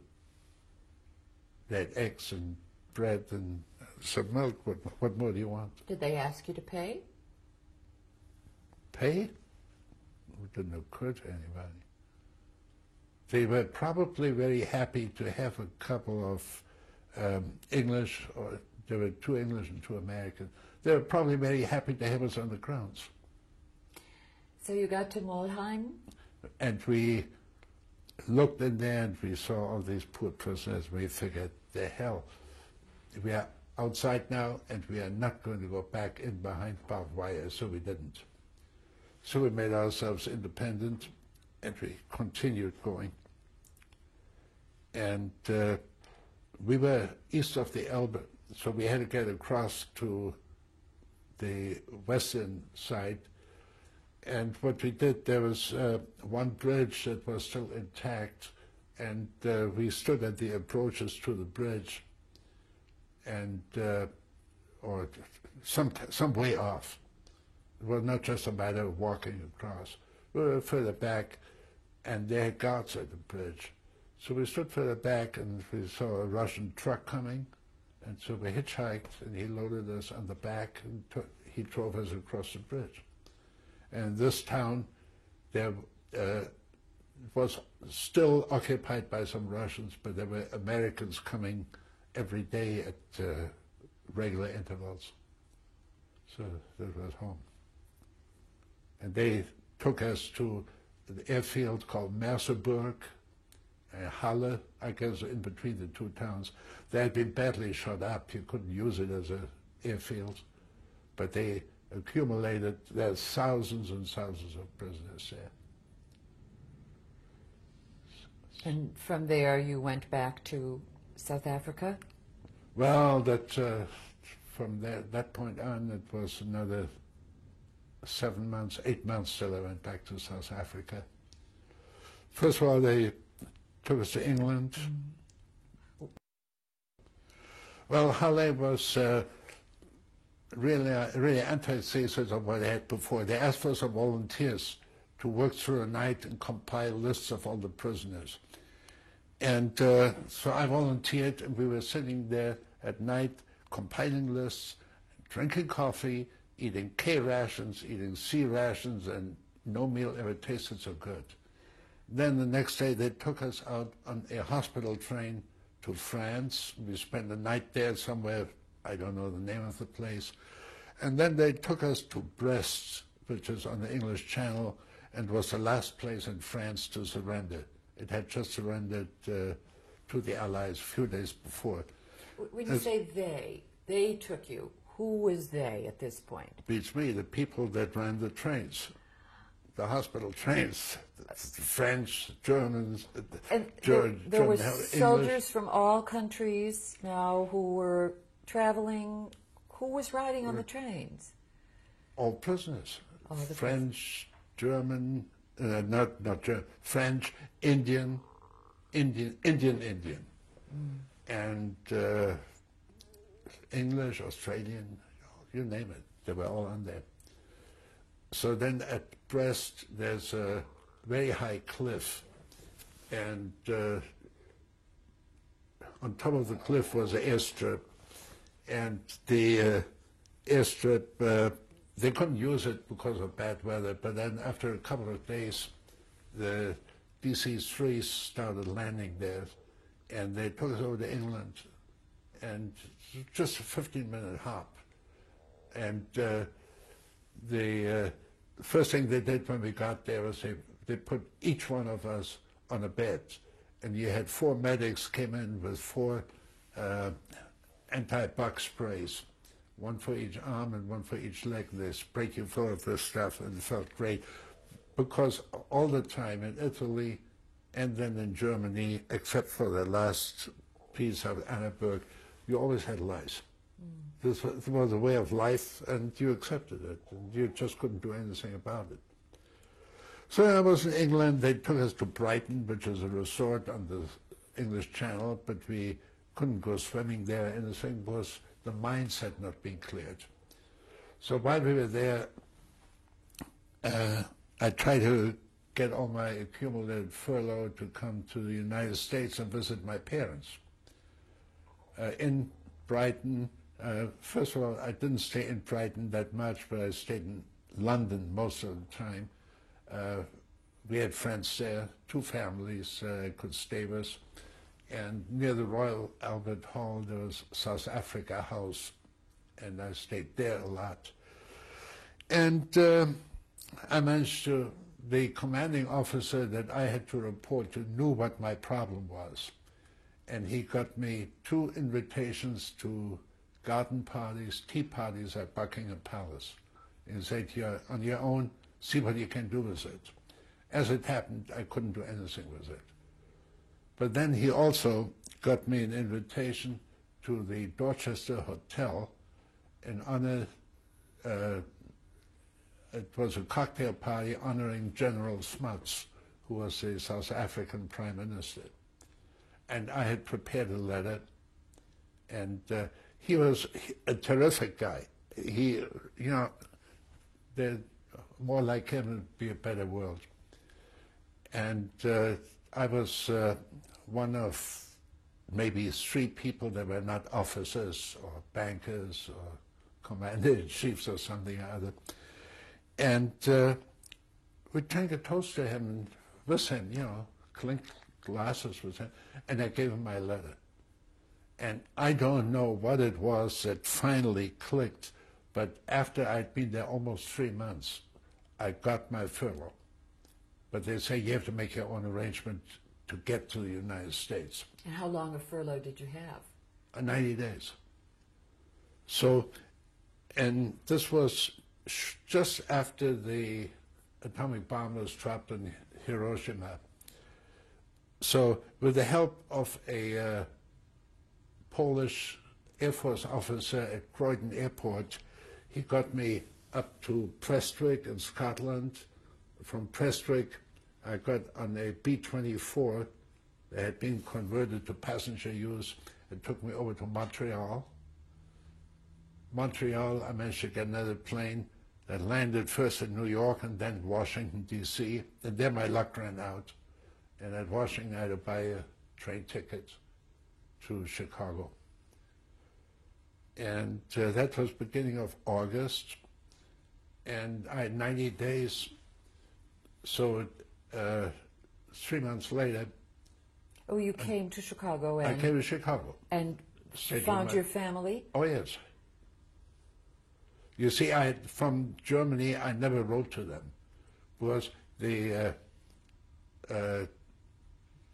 address I had was care of those people that provided the bond for security, and their name was Cohen. And I wasn't going to write to any Cohen from Germany. And their daughter, who was married in Johannesburg, her name was Levy, and I wasn't going to write to her either. So anyway, I got together with my parents. We spent time together naturally. And then when my furlough was up, I went to, I took a train to Montreal, went to the British Overseas Airways office, and I told them my story, and I said, my furlough is up tomorrow, and I'm supposed to be back in London tomorrow. What are you going to do about it?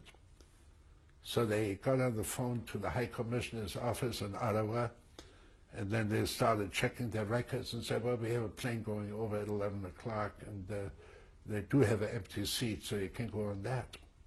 So that took me back to England, and I was in England about another month, because I figure it's long. Well, first of all, I had to wait for good flying weather. So they took us to Egypt, and while I was in Egypt, I figured as long as I'm in this neck of the world, I'm going to go to Palestine. So by this time, nobody knew where I was, or who I was, or why I was. I was just floating. So I got another 2 weeks furlough, and it would have meant coming back right after Christmas, before New Year's. So I sent a cable and extended for 10 days. Nobody ever got the cable. But You said but they- but you sort of then nobody- issued your own orders? I sent them a cable, say imperative, extend furlough, 10 days or something. And nobody ever got it. And So- nobody cared. Nobody cared. I got back to Helwan, which is just outside Cairo. And when after a few days we took off in DC streets. We flew from Cairo to Khartoum, from Khartoum to Lake Victoria to Bulawayo, and then to Pretoria. And I visited my aunt there, and I caught a train from Pretoria back to Cape Town. And that's the end of the Odyssey. Well, not quite When the did end of you the come to Odyssey. the United States? Now, I stayed in Cape Town for almost 2.5 years. And then I came to the United States on the German quarter. They'll always stay with me. They always, even though I'd been in the army and had been naturalized, still had to come on the German quarter. And Did your parents sponsor you to come? How did that happen? yeah, well, that was no Just problem. then, at That was no problem anymore at this time. So when did you come? I came here on Good Friday in 1948. I landed in New York. This was 3 weeks on the ship too. But this was a freighter. It had 11 passengers. And first day, first week, all the passengers showed up for meals. The second week, half of them showed up. The third week, most of them stayed up below deck. But in Palestine, I met a girl again that I had met before in London. She came from Palestine to take some to learn some courses in London, and her parents died, and she couldn't get back till after the war. So then, by the time that I got to Palestine, she was staying there with her sister, and it was a great help. Her sister had an Arab boyfriend, and he had a car. Now, for end of 1945, that was a big thing, having a car. And I remember we went out for dinner together once, and he complained that the meat was too tough, and the waiter said, "Just a minute, sir, I'll bring you a sharper knife." It's a solution. I'm just a little confused because you went now from South Africa to Palestine. And No. Palestine was on the way back from the United States to England to Egypt, Palestine. Yes. Then I went back to South Africa. Yes. This but was now, all on the way back to South Africa. I thought you were already headed now to the United States. No, from South Africa I came straight shot over to the United States. And you came in 1948. Yeah, Good Friday. Good Friday was the day I landed in New York. So my mother and I stayed in New York for a week and then came back together. And what kind of work did you do when you came to Chicago? Well, about 4 days after I got here, I got a job in a photographic studio, and I thought I really was hitting it right. The only thing is that after a month, the guy didn't need me anymore.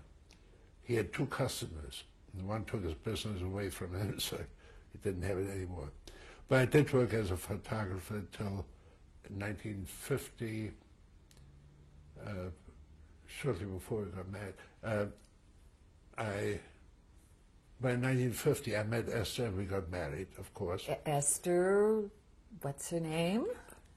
Esther Lang, I'll have you know. But did you meet her as, what was her name then? It used to be Esther Bernstein. How did you meet? On a blind date. She has never forgiven me. Who fixed you up? Her aunt and friends of my parents came from the same neck of the woods in Germany originally.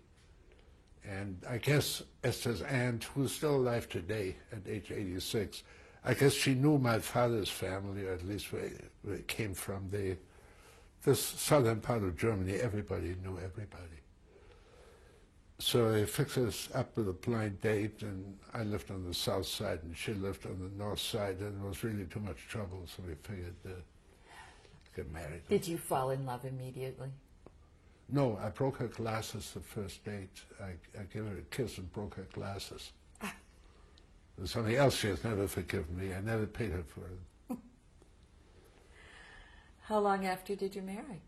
Well, we met, I guess it was in February, and then we got engaged on Mother's Day. We got married on Father's Day. Nothing happened on Labor Day. What can I tell you? Then, and that year was? That year was 1950. And then our oldest son, David, was born in 1954. The younger boy, Daniel, in 1959. And David is now living in Northbrook. He's a doctor, anesthesiologist, and he's married to Robin, and they have 2 children. Michael Jonathan, who's almost 8, and Jennifer Michelle, who's almost 6. And our youngest son, Daniel, is now living in Israel. He and his family made Aliyah 4 years ago, 1993. Wow. He lives in Ma'ale Adumim with his wife, Claire, and 2 boys, Odette, who was bar mitzvah last July, and Ariel, who just turned 10 now. And Odette is supposed to come visit with us this summer. He's going to stay with us for a month. I hope that everything's going to go fine. When you left the photographic job that you had, what work then did you do? I went into the transportation business, trucking and later railroads, and I studied traffic management, and I became a licensed practitioner for the Interstate Commerce Commission, and became a certificated member of the American Society of Traffic and Transportation, which sounds like a unwieldy thing, but you had to pass 5 exams to become a member. And I was actually president of the Chicago chapter for a year. Now I'm retired. When did you retire? I was retired in 1986. I was downsized. All the offices, I was working for the Chicago Northwestern Railroad, and all the officers, which means non-union employees, were given a buyout option, which I was not going to take. But then the vice president of the department called me in and he said, I want you to take that, because otherwise I'm going to abolish your job. So, so I took it. I got separation pay, of course, and that, and like 6 weeks' notice, which was better than being out on your behind. I checked with some labor lawyers who thought I might win a case on the basis of age discrimination, but I would have to come up with $4,000 money ahead of time to pay for discovery fees, and then my immediate superior, he would probably want to protect his own job, so he might not testify the same way he'd been talking to me. I figured, who needs the hassle? So you left, and you've been So retired. I left, and I had some part-time work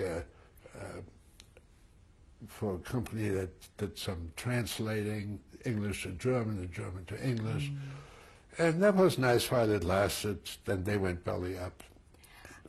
We have only a few moments, and I want to be certain, I want to squeeze in my thank you so much for participating in this and telling this fascinating story that you've shared. But I want to ask you about the early years and the experiences that you had in Germany and then again in South Africa.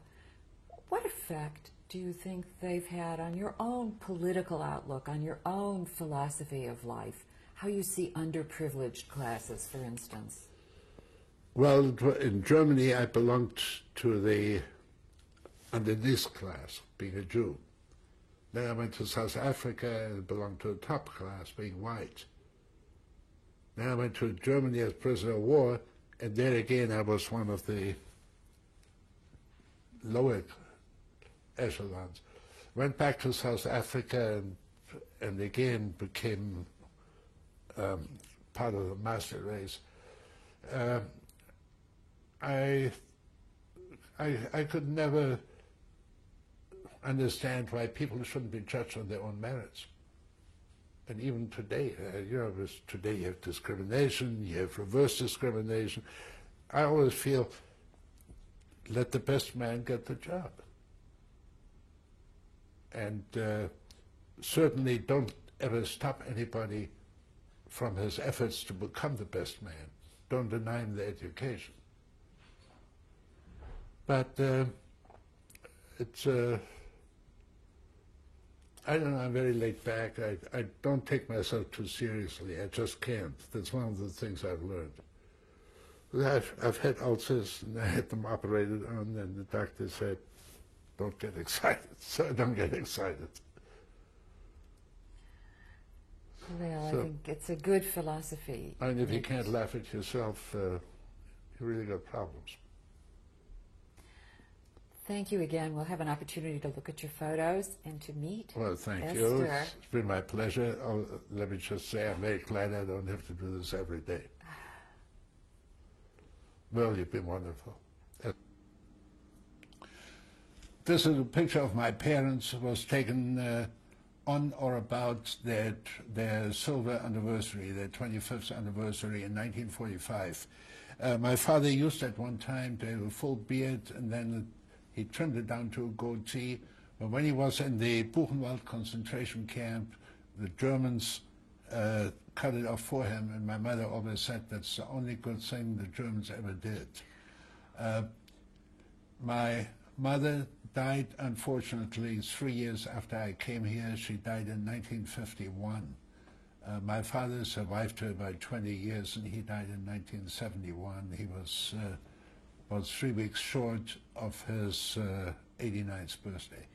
How had your mother finally gotten to the United States? My mother came out through occupied France in 1941, which was the time when I was already in Egypt, and she had to come in a freight car, which was sealed, through occupied France, and then she traveled through Spain and Lisbon, to Portugal, to Lisbon, and from Lisbon she came over on a freighter called the Serpa, I think it was a freighter, the Serpa Pinta. For some reason the name always stuck with me, and that's how she got to New York. This is a picture of myself after I came out of the army, but before I came to South Africa. This picture is at present in my old expired South African passport. You mean before you came to America? Before I came to America, right. So it's dated from what year? Must be 1948, possibly 47. This is again in my South African passport, and this is my American immigration visa. This is issued under the German quota, and it was issued in, obviously, February 1948. And I arrived in the United States on Good Friday, 1948, at New York.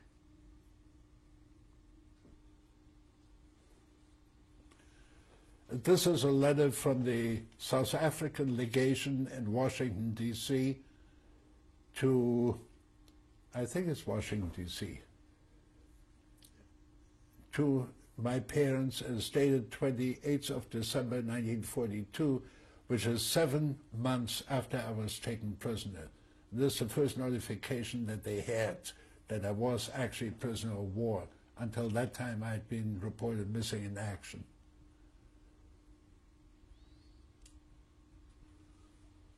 This is a picture of the synagogue in which I was bar mitzvah in 1934, and I had the opportunity to visit it again in 1995. It had been bombed and burned, or at least burned, has been rebuilt, and we were able to attend Sabbath services there. This is a picture of our son, David, that's the doctor, and his wife, who is also a doctor of psychology. She has a PhD, and their children, Michael and Jennifer. Michael is almost 8, Jennifer is almost 6. And David's wife's name? David is also, his last name is Lang, just like ours. Robin used to be Robin Ross. And they live in Northbrook, Illinois, about 20 or 25 minutes drive from here.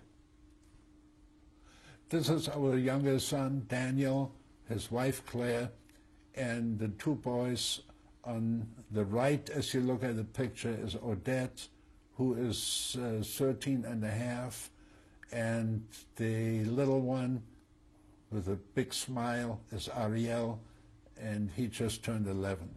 They live in Ma'ale Adumim, just outside Jerusalem. They made Aliyah about 4 years ago.